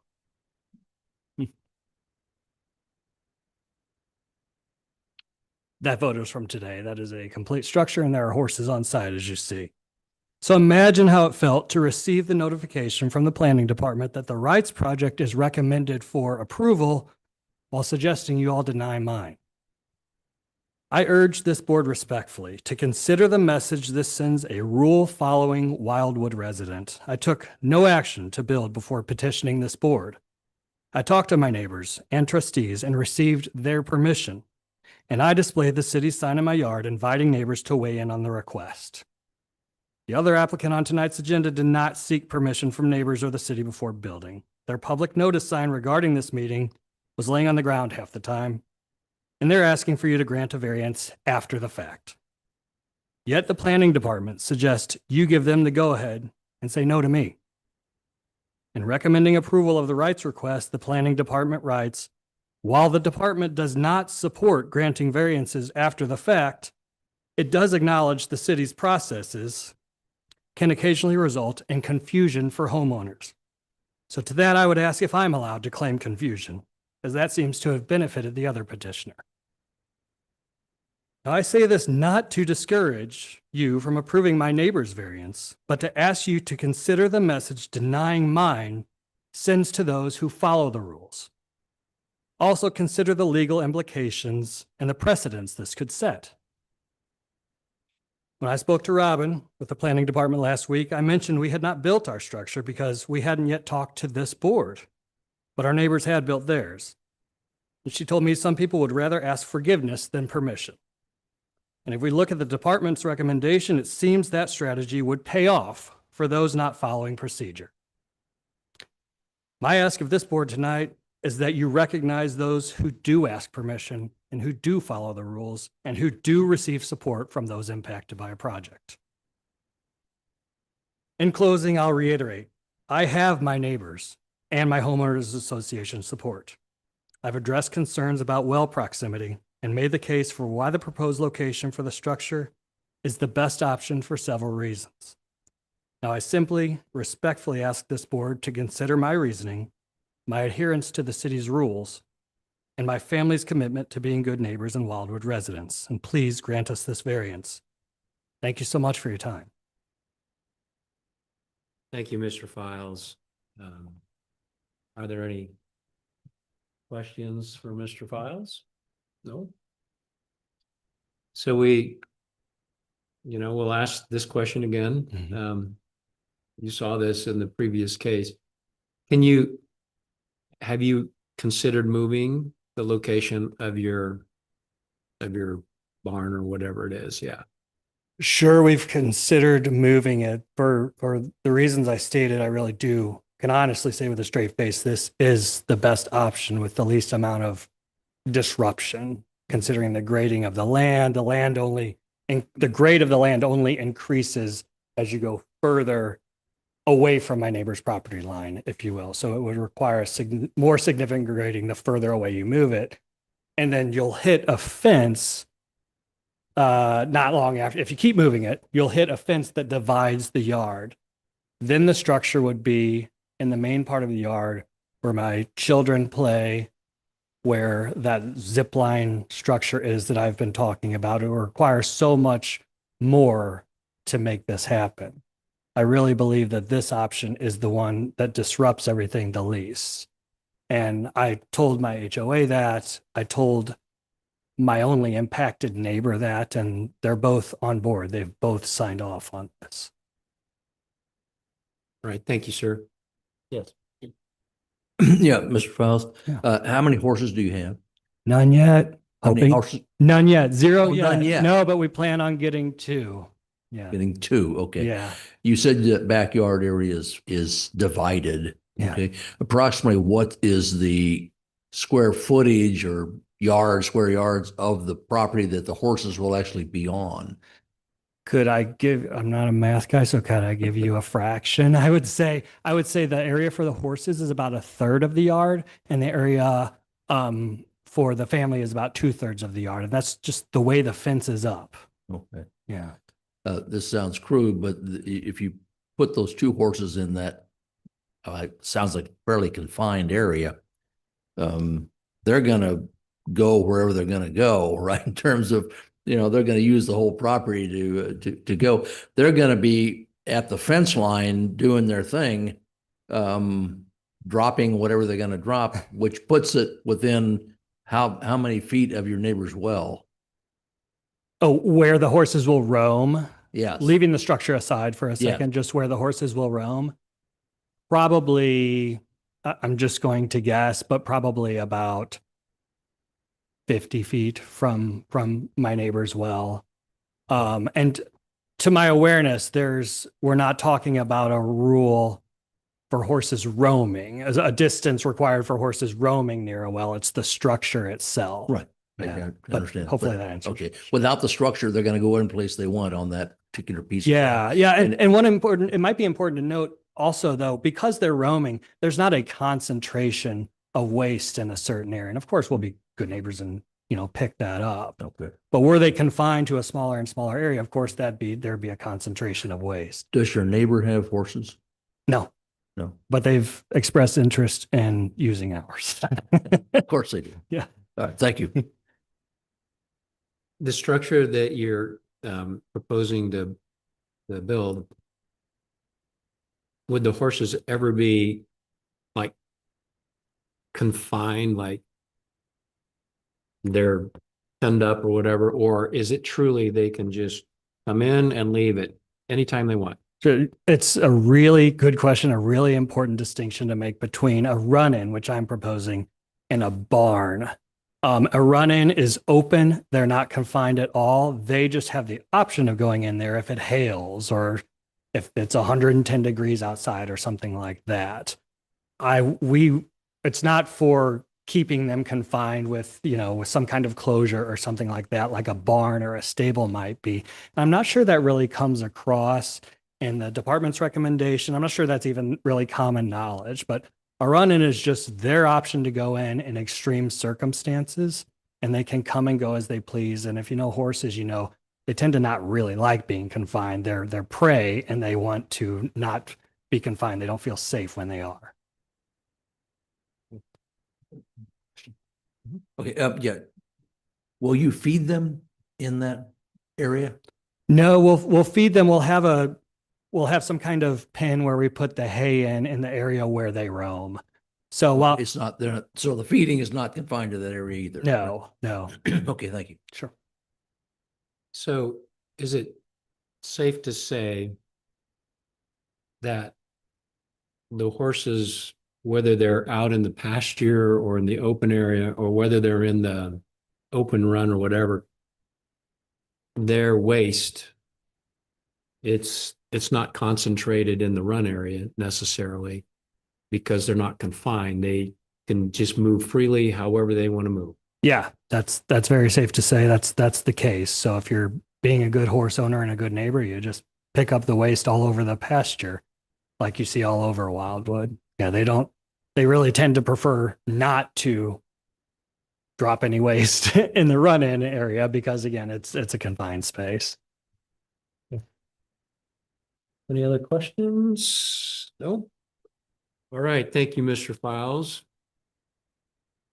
At this time, Ms. Keefe, are there any speakers that would like to give testimony?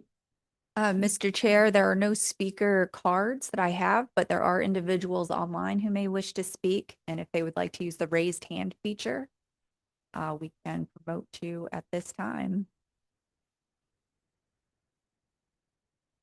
Mr. Chair, I see no raised hands. Okay, all right, so I guess that takes care of that. Would anyone like to hear an oral presentation by the department? No? Okay, then if we could have the department give their final comments, that would be great.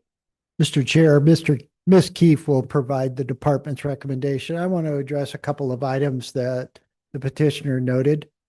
Certainly, the Wrights have done something wrong. For that, they'll get a summons to appear in municipal court for building a structure without authorization from the city and a permit from St. Louis County.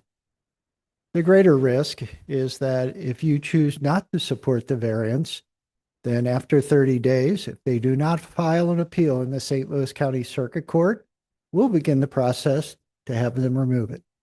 So regardless if Mr. Files thinks that that's the best approach or approach he should consider, I would recommend to anybody here in this building or online, get permits. One way or another, we remove things without permits.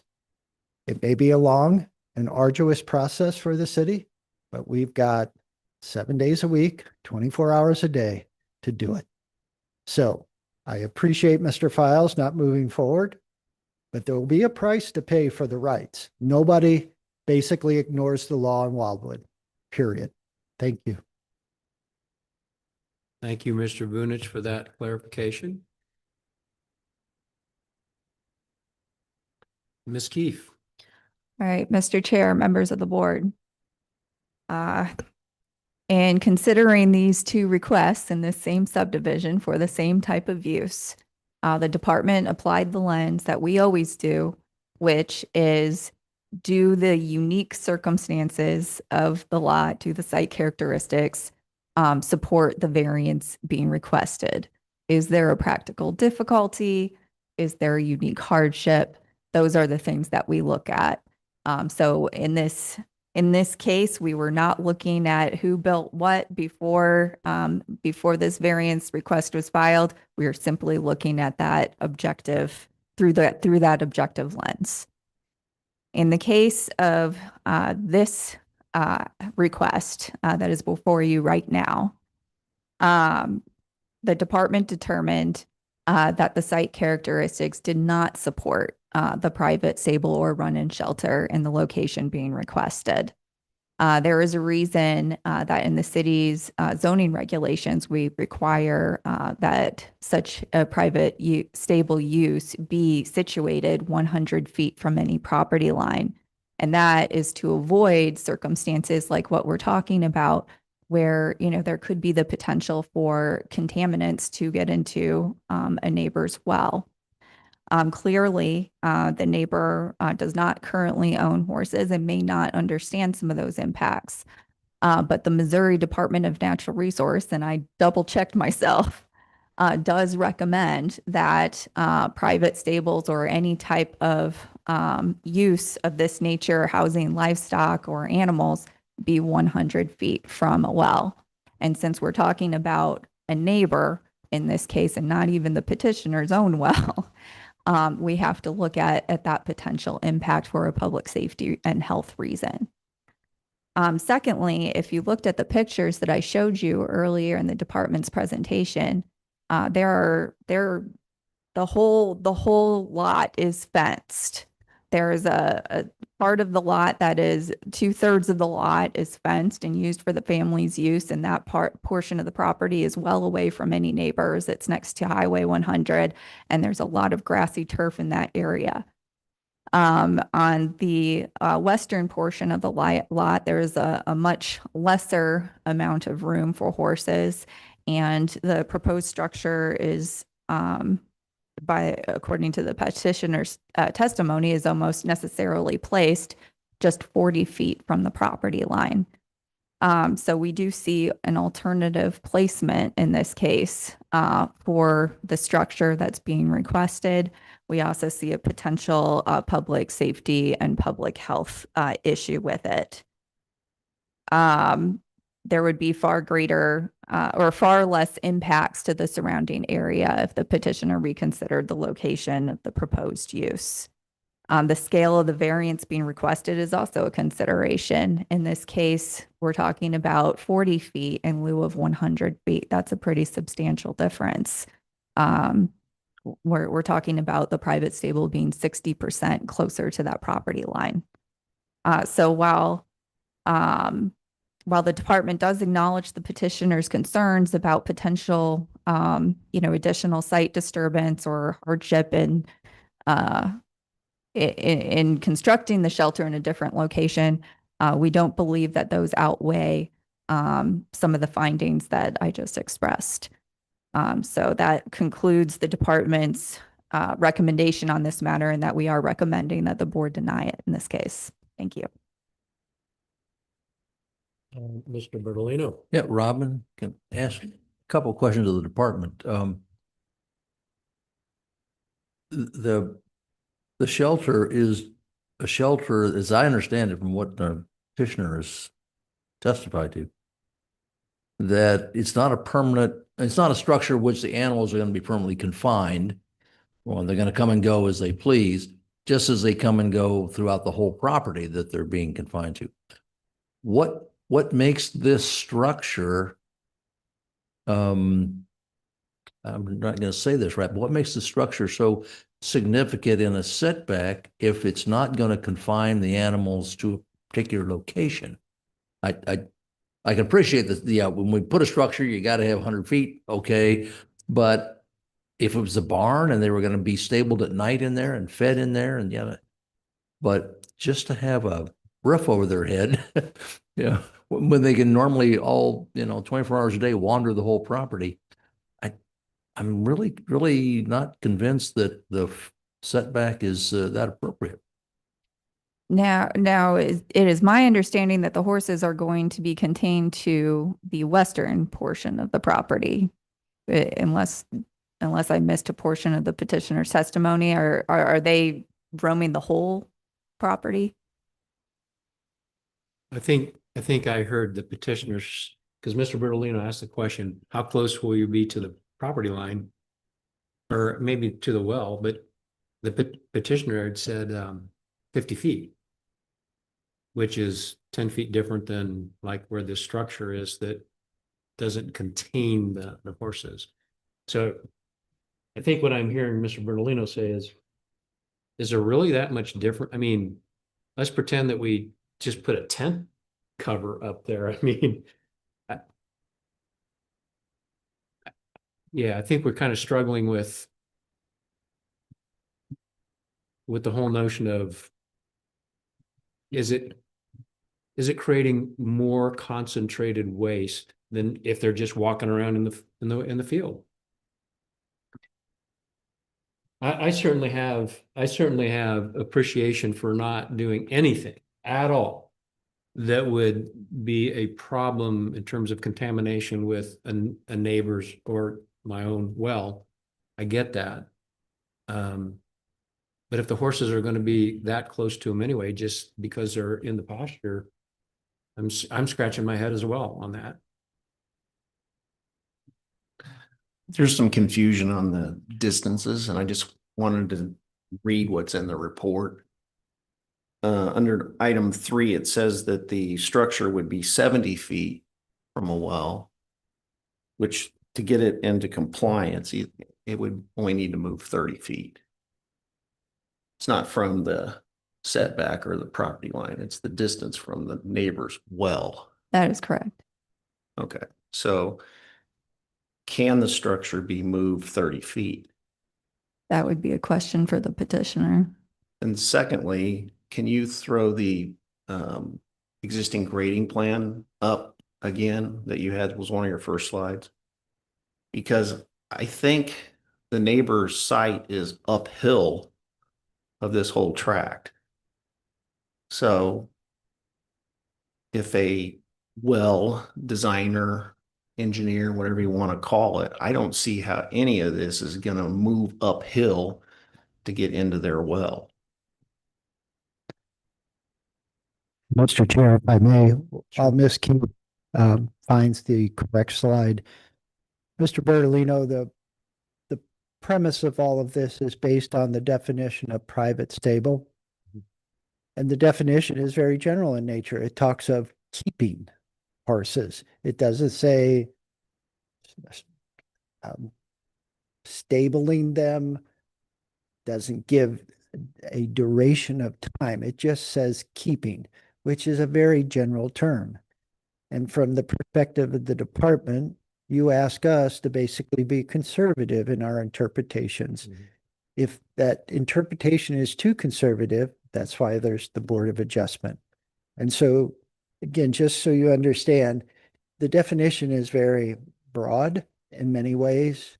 And so keeping to the department means that they're in that structure for a period of time. The definition doesn't tell us if that's overnight, an hour, or 5 minutes. So that's where you all come into play. Kind of like the colored roof panels for solar panels, right? That dealt with. Oh, yeah. So that just brought up a bad memory. I thought I fixed Let's that. move on from that. Okay. I fixed Good that, point. didn't I? So it looks to me like all the water's running downhill from the structure, not uphill, if I'm reading this correctly. And Mr. Lee, that is the determination that Ms. Keefe and I made. If we could go to the petitioner's submittal, the flat plan or the plot plan. With that, and I'll make the apology that we didn't require something better, but we don't know what the grading is based on that. So without better information, regardless of what the existing contours show, we don't know if the grading is going to change that. So we have to be conservative again. You heard tonight as part of sworn testimony that this location has the intent is not to grade. So then from the perspective of the department, if that's truly the case, then the water waste doesn't run uphill.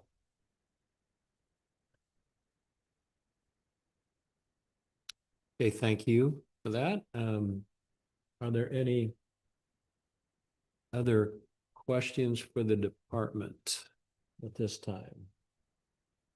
Yes, Mr. Bertolino. Yeah, can we ask the petitioner, if you don't mind, can we have the petitioner come back up?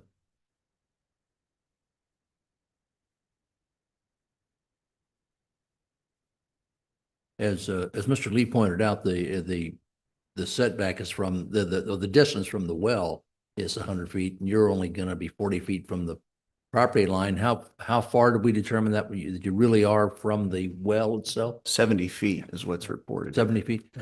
Is it possible you could move this structure 30 more feet into your property?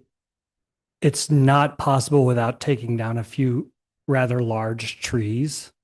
And then you're getting close to the part of the fence that divides the two portions of the yard, if you will. I could probably cheat it forward, by maybe 10 feet or so.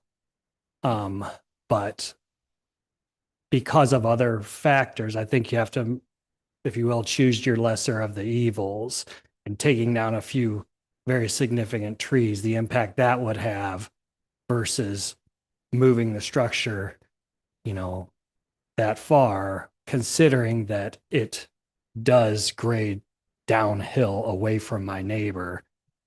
That's why the location made the most sense. Okay, thank you, sir. Yeah, thank you. Mr. Piles, before you leave the podium, so again, Mr. Chair, just to be clear, I believe Mr. Files said in his original testimony there would be no grading in association with this particular location. If he could just reaffirm that. If would be no grading. I said very little grading, if any is needed at all. Yeah. I think that's what's written down in my.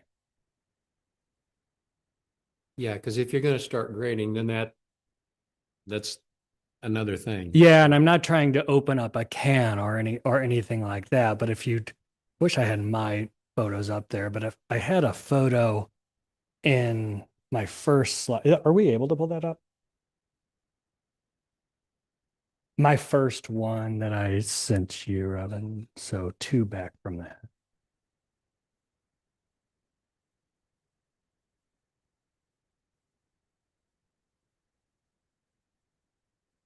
There we go. Okay, so if you look at that top photo in the corner where the two fence sections meet, if you will, just off from that is where I'm proposing this structure. And I think you can see what a grade that's grading downward. That structure would face the way you're looking at the photo. You'd be facing the front of the opening of the structure. So it grades downward. And to put the structure up, the builders would just have to see, it really wouldn't require much grading. It would just sort of naturally slope down, and that's okay. It doesn't need a foundation or anything like that. So we really wouldn't change the grade much, if at all. So is the building just, are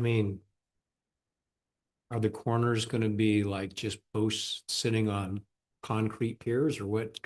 Yeah, it can actually just sit on gravel. It's just going to sit on. Yeah, it'll have pins, and forgive me, not in construction, but it'll have pins that are holding it down, but it does not need a foundation. Yeah, there's no, so you're not going to have disturbance that way. Exactly. Would you be okay with I'm not saying we're going to, but if the board were to approve this with the condition that we confirm that the slope, the grade of the property does in fact go away from your neighbor's well, would you find that as an acceptable condition? Yes, I would. In fact, it's what I'm trying to show with these photos. So anything that I could help to clarify that even more, of course I'm okay with that. Right. Yeah, I think, again, I applaud the department for being careful and conservative. It's a little thorny when the definition for a structure, when we think of keeping an animal, we think of putting it in somewhere, closing a door, and that's that. Yeah. But that's not what this is. This is just it's basically a roof over their head, as Mr. Bertolino was talking about, is our understanding, and that is correct. That is correct. Someone brought up the idea, that is correct. Someone brought up the idea of putting up one of those tents that you see in a car lot. It's like a really nice one of those. And Yeah, it's a really nice one. I do think the broadness of that definition is, it kind of does a disservice to the department too. Because Right. there's a really big difference between a horse run-in and a stable or a barn. You keep a horse in a barn or stable. A run-in is they just come and go as they please. If it's hailing, they're in there. If not, they're probably not in there. Okay. Thank you for all this clarification. That helps. Any other questions for either the petitioner or the department? No? Okay, at this time, we're going to close the proceeding for a vote. Okay? Could I get a vote to either approve, deny, or approve with conditions from the board? I'll make a motion to approve with the condition that the grading is verified, that the runoff, natural runoff flows away from the neighbor's well. Do I have a second? Thank you, Mr. Bertolino, for the second. Mr. Morris, how do you vote? Approve. Mr. Lee, how do you approve? Vote? Approve. Sorry, Mr. Bertolino, how do you? Approve. And I likewise approve with that condition. Congratulations, your variance is granted. Okay, time to move on to the next case.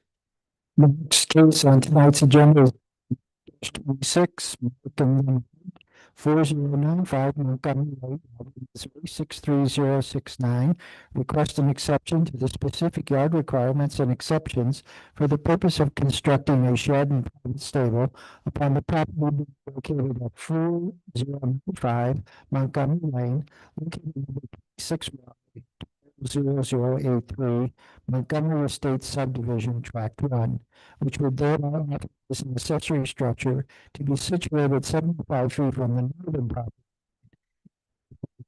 7 property line, instead of the foot distance from for each for a private stable. Excuse me. The request is contrary to the requirements of Chapter 415.090 MU non-urban district regulations of the City of Wildwood zoning ordinance. This particular property is located in Ward 6. And again, Mr. Chair, with your permission, before Ms. Keith begins the presentation of slides, the department would like to enter into the record the following items. Chapter 400, Article 2 of the City of Wildwood Municipal Code, the Board of Adjustment. Chapter 415 of the same City of Wildwood Municipal Code, the zoning ordinance. The file that has been developed and maintained by the department regarding this particular request, and all items contained therein, including the department's report with recommendation. And then finally, Mr. Chair, any testimony or evidence provided as part of tonight's hearing. Thank you. Thank you, Mr. Vunish. Ms. Keefe? All right, Mr. Chair, members of the board. Our next case this evening involves a 3.05 acre lot, also located in the Montgomery Estate subdivision, this time towards its entrance. Again, this area is characterized by large residential lots, and horse ownership and associated infrastructure appears to be quite prevalent. The subject site is zoned non-urban residence district, and also has a similar stipulation to it that a private stable must be 100 feet from any property line. The subject site is a corner lot having frontages on two sides of it, including 332 feet along Montgomery Court and 143 feet on Montgomery Lane. An irregular lot, which you can see here, separates the subject lot from Highway 100. This irregular lot is 0.82 acres in size and was recently purchased by the petitioners to serve as additional pasture for their horses. So it is therefore under common ownership.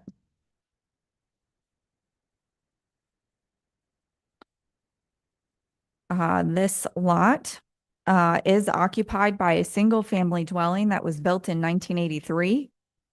It is 1,976 square feet in total living area, and there is a garage, porch, and patio also on the property.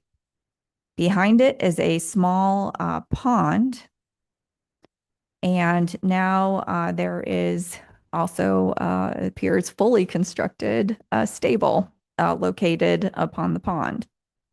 The property is sloped from the northwest corner descending to the southeast property line with 48 feet of total of overall relief. The property consists of grassy turf with dispersed trees, with it being heavily wooded on the rear third of it. The petitioners are requesting now, I suppose, to maintain their 40-foot by 40-foot paddock with a 10-foot by 30-foot run-in shed attached to it.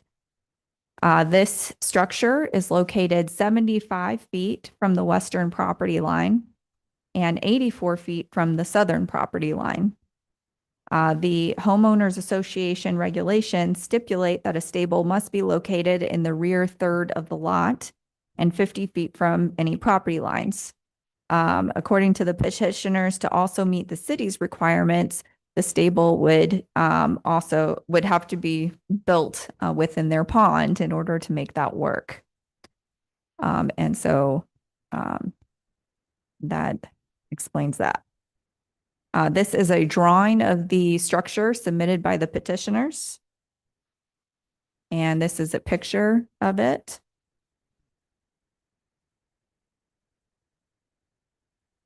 This is looking southwest at the front of the petitioner's dwelling. This is looking southeast towards Highway 100. And this is Montgomery Lane. This is looking northwest. This is Montgomery Lane, and this turns into Montgomery Court. And this is Montgomery Court. This is looking west.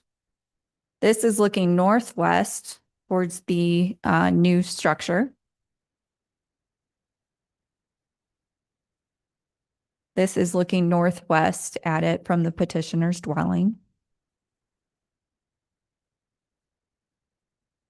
This is looking east towards Montgomery Lane.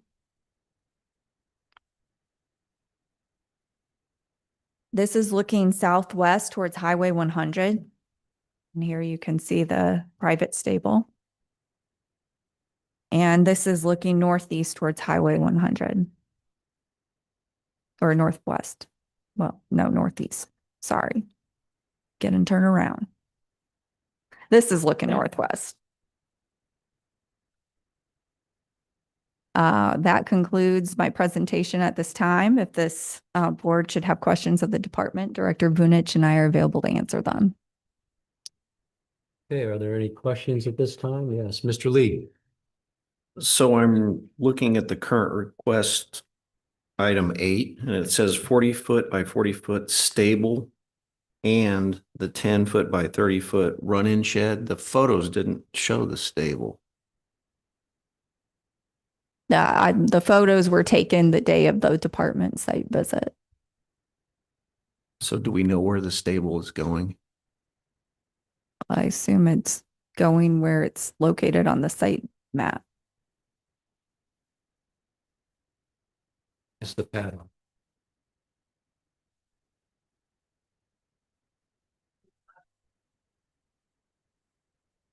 Okay, so it's the fence in front of the run-in.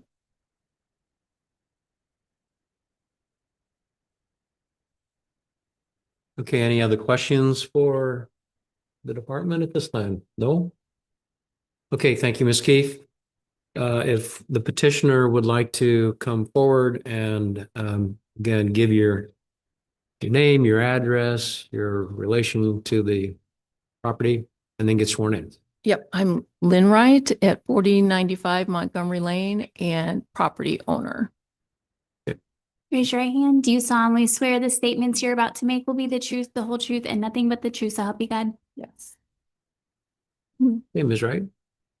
I didn't prepare a petition or a presentation. I think the planner did a good presentation of pointing out our hardship, which is trying to arrive at a compromise between being far enough away from I'm losing my train of thought. So we have to be in the back third of our property to put up the barn. And then we have to be 100 feet from, the property side. So that without being in the pond, that seemed to be like the sweet spot was where we had put it. So that's why we arrived at that area. And to answer your question, that 40 by 40 is the paddock area. And then that part was approved. And then we ran into the variance problem with the shed. Happy to answer any other questions. Hey, are there any questions for the petitioner? Yeah. So how far is the paddock area from the property line? I'm not sure, but it's further in towards it. I mean, it butts up right to the pond. So I'm not exactly sure. Upon just a quick review of the plan that was submitted by the applicants, it looks like it's about 85 to 90 feet. It would, I mean, the way it's situated, it would be further away because it's an odd shaped piece of ground. It is further away from the property line. So it's roughly 10 or 15 feet too close to the property line, if you want to look at it that way. Yeah. Is the paddock and the run-in elevation wise, is it above or below the pond? It's above the pond. It's above the pond. Yeah. A lot of everything kind of drains into the pond. Everything drains in? Well, from like that, we set down and then, the hillside. It looks like the previous owners had done some, had created some swales and goes into the pond. So it's not like, I'm trying to say, everything slopes down towards Manchester, the road. So the pond is there. It does collect water off the hill. I don't know if that's answering your question, but yeah. Well, what I think about it, I don't know what you're using the pond for, but if we just looking if you at have it. animal waste upstream and you get rains, is it Yeah. washing all of that? I know it's maybe a separate issue, but I think it comes into play a little bit as we think about the location of the paddock and the Yeah. run. Yeah. We had purchased that side piece literally just like 10 days ago. So that was with the hope of fencing that in for more of the pasture, and they would just be using this to come up and drink the water. They're not going to be hanging around in that paddock very much. So yeah, but I mean, you do have to clean that out and keep it clean every day, the manure. So I'm doing that. And then there's the obvious question, why? What happened? Why did we not Yeah, get so this figured out? there was some confusion. When we came and talked here with the permit, they said, well, you need to go also on the permit portal for St. Louis County. So I got on there and punched in our address and it said results not found for 4095 Montgomery Lane. And so did it several times. It still came up that way. And I don't know, made the hasty wrong decision to be like, well, I guess, can't get a permit for whatever reason, So I'm like, we were under the gun to get our horses moved. That's a whole nother story. So we started on it. And then code enforcement left us a little note. And when I called him back, he said, he was really surprised when he said that those are the results I got when I was on the county website. He said, really? And then I'm going to find out there has been some problems with that. But he said, you still need to go through Wildwood. So the structure's not complete. So we stopped everything on it. And then went through the permit process and then got the fence done, permitted, but then now waiting on this. So it's not really complete, but I don't even remember her name, Katie. She said, we'll get the fence permit. So like I said, we were under the gun. We had to move our horses. So she goes, at least you can put them in there and they'll be there. So that part is done. Okay. Thank you. Mr. Lee. St. Louis County's changed their whole process and it is a nightmare. So I can confirm on what you're saying. I didn't know what are you going to think? And then later on, somebody says, well, maybe you're too close to the Franklin County line. I said, I don't know. It just said that. You have to have a contractor to actually pull permits these days. As a homeowner or an engineer, architect, you need a contractor. So going forward, everything that we see is going to be different. That's how it's going to be now. Huh. Good to know. And I tell you one thing, when we put the fence up on the new piece, we're not doing it.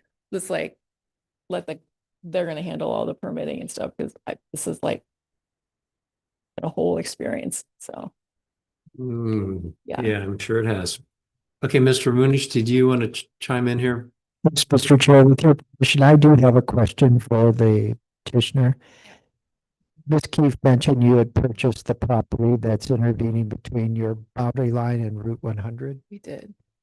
Is it your intent to consolidate that particular lot into your other lot?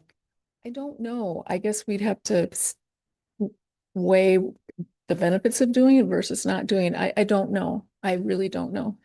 The only reason I asked, Mr. Chair, and members of the board, if they were to consolidate that lot into their existing lot with the home, they don't need a variance to that side. Yeah. Right. I would have to see that's one benefit, but Yep. yeah. That would just be a replat. Yes, it's a boundary adjustment where we basically consolidate the two lots and eliminate the line.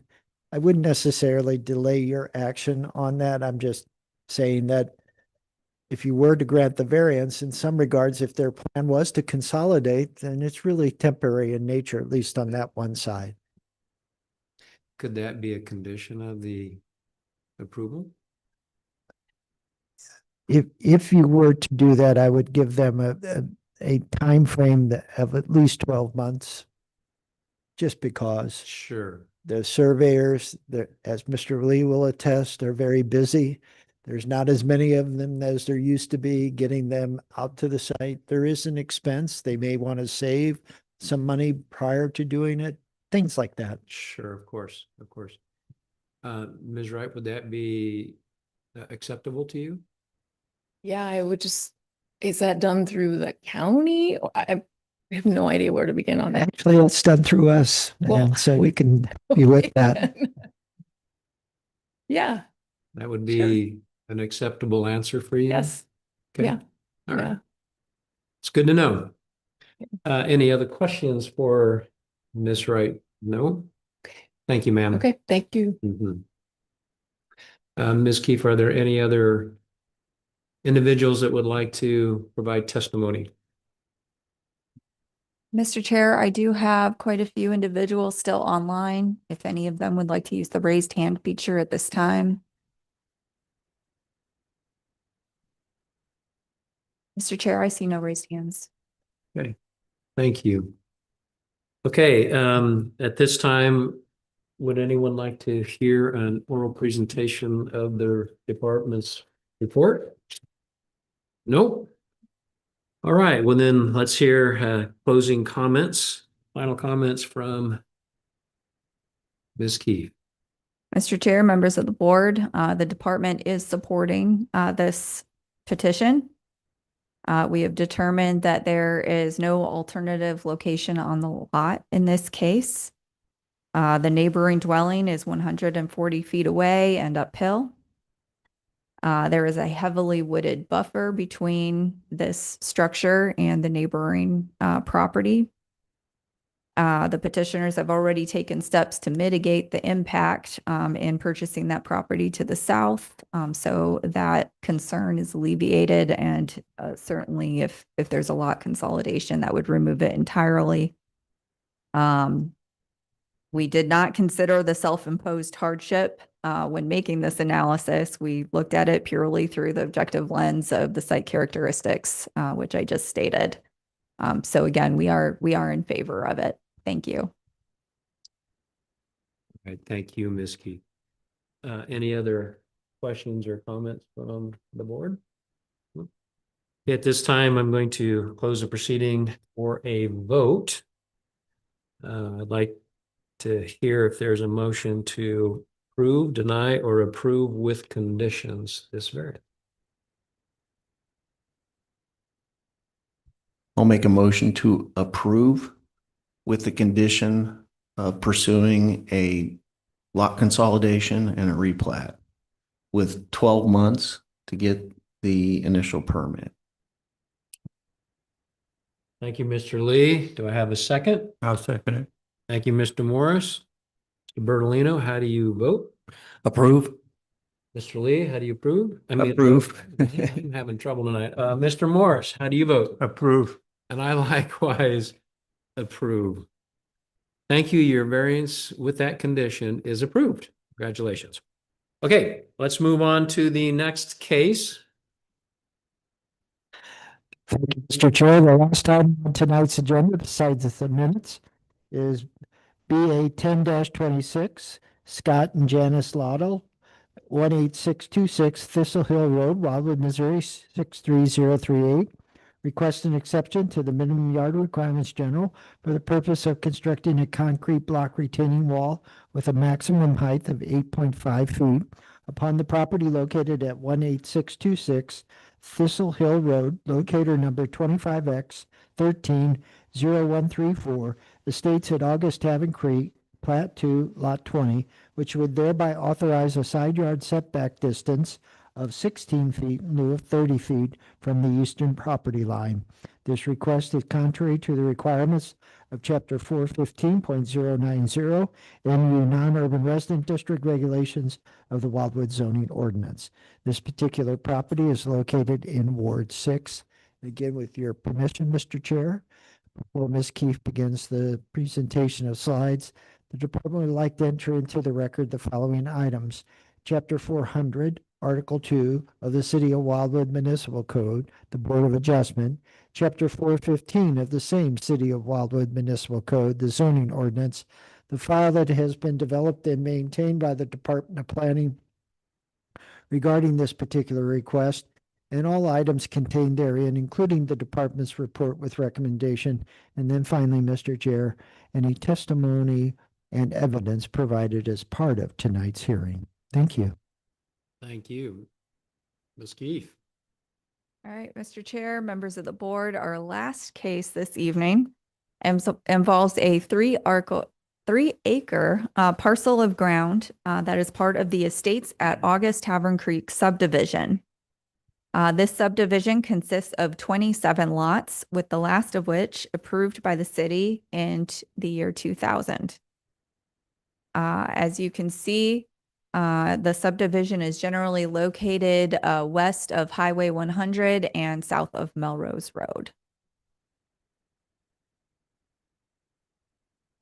This lot has 260 feet of frontage along Thistle Hill Road, a private roadway maintained by the subdivision. It is zoned non-urban residence district.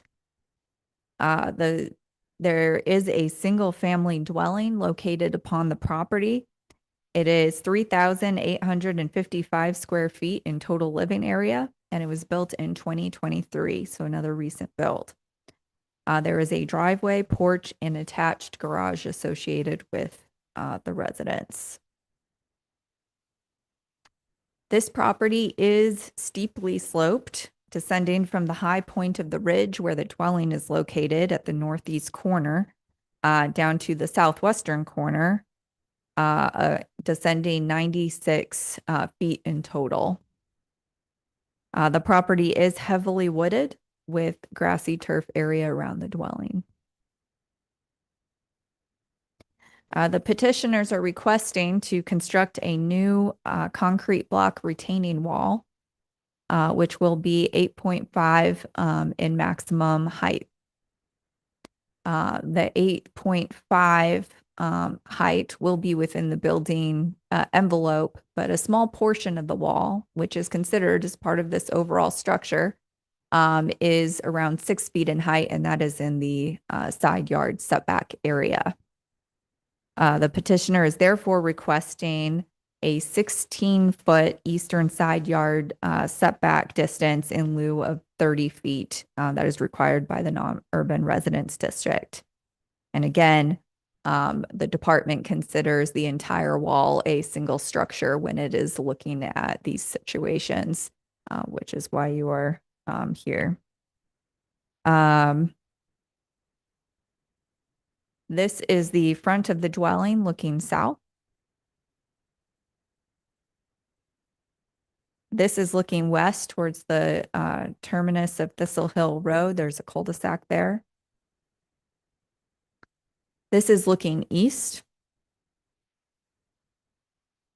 This is looking across the street, looking north. This is looking south. Again, this is the subject dwelling. This is looking southeast.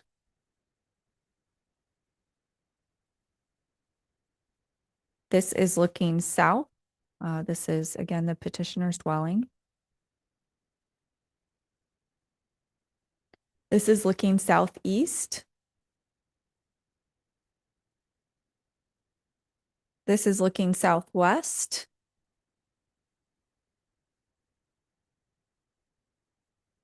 This is looking also southwest. And that's the rear of the petitioner's dwelling. And then this is looking northwest towards the attached garage. The department has received 2 written comments, one of which was in opposition to the request, and that is the most affected neighbor in this case. The other one was just asking for clarification from the department. That concludes my presentation at this time. The department is available for questions if you have them. Thank you.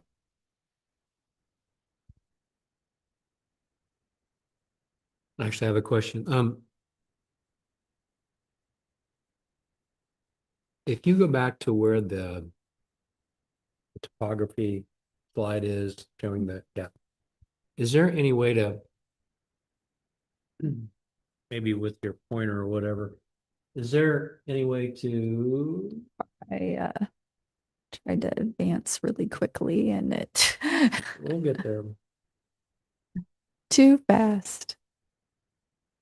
Okay. Yeah, there. Yep. Is there any way for you to like say, this is where that retaining wall is on the property, where it would go? I mean, I think generally it's just right behind the dwelling. It's gonna go right in through there. Yes. And it's kind of a horseshoe. Yeah, I just think it's easier if we see the site plan. Previous slide. Yes. Boom, boom, boom. Yes, I think it's slightly, it seems slightly extended over towards that most affected side, but yes. This is the neighbor that, Mhm. right, thank you. Thank you. Any other questions? So I have a question. Mr. Lee? I know this is for setback, which would then take the whole line of the property line down. Is there a way you can do a grading easement just for the wall area and leave the setback the way it is? Is that something the city can do? No, because of the constructed nature of it.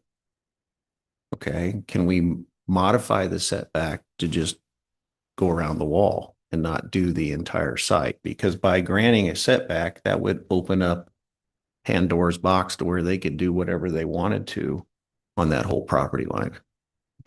Mr. Lee, Ms. Keith advertised it just for the retaining wall. So if another structure or building was proposed, it would not be covered by a granted variance for the wall. Understood, but is there a way that you can make the line work around that? When You we can certainly, document the setback? you can certainly instruct us to basically define the authorization to the wall itself and the minimum setback associated with it. Thank you. And Ms. Keith, put a little sticky note on this particular slide because we'll come back to that. Absolutely. Any other questions for the department at this time? No? Okay. Thank you for that. If the petitioner would like to come forward, either in person or via Zoom and make a presentation as to what the practical difficulty is or hardship is, that would be great. So I'm assuming, since I don't see anybody coming from the audience here, that the petitioner is going to be joining us via Zoom, or maybe not, I don't know.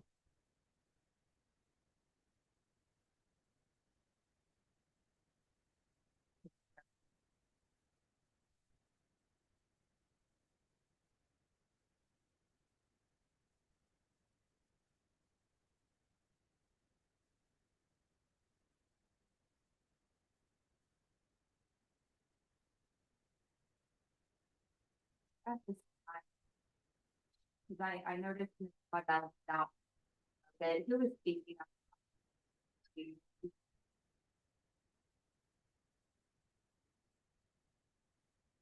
I apologize.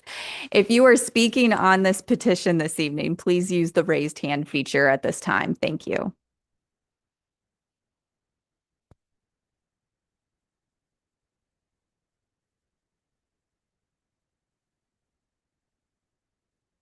Well, this is interesting. Mr. Chair, if there is not an applicant to present the case, the department would respectfully request a postponement. I'm going to give about 30 more seconds here to make sure that no one raises their hand. And if not, we're going to, Mr. Chair, let me make double sure that I didn't receive an email from the petitioner identifying what's going on.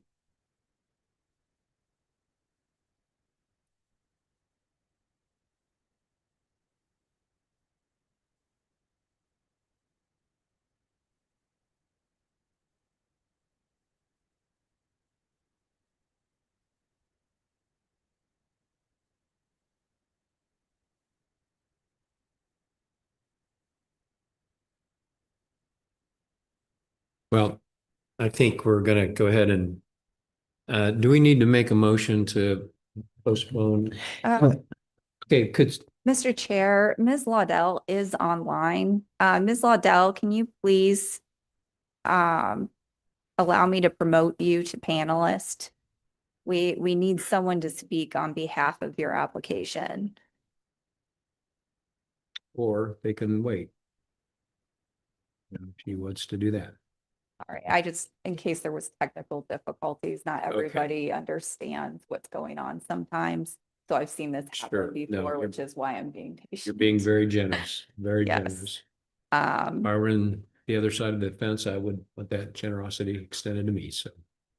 I see her twice now, so I'm wondering if she's using a different device. I think it's a technical difficulty issue.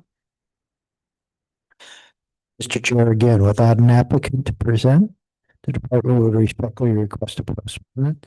That can be done by a motion and a second and a voice vote. Okay, do we have a motion to postpone this case for a later date? So move. I'll second. And Mr. Lee, you second? Okay, Mr. Morris, how do you Approve, vote? yeah. Approve? Yes. Mr. Lee? Yes. Mr. Bertolino? Yes. And I likewise vote to postpone this case until a later date. All right, Yeah, I see there's a gentleman that would like to speak. We don't. If it's about this particular case, I'm gonna say no. Okay, you will have an opportunity to provide some testimony when this case reappears before this committee, before this board. Okay? Thank you for being understanding. Okay, I think that takes care of the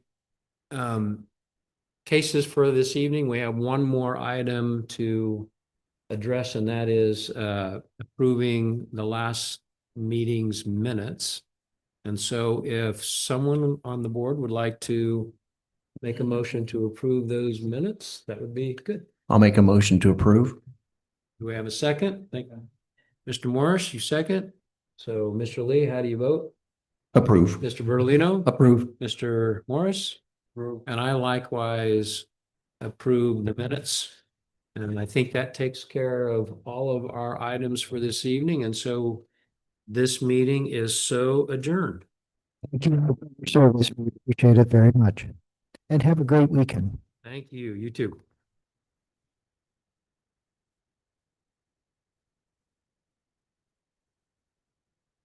It was a long night.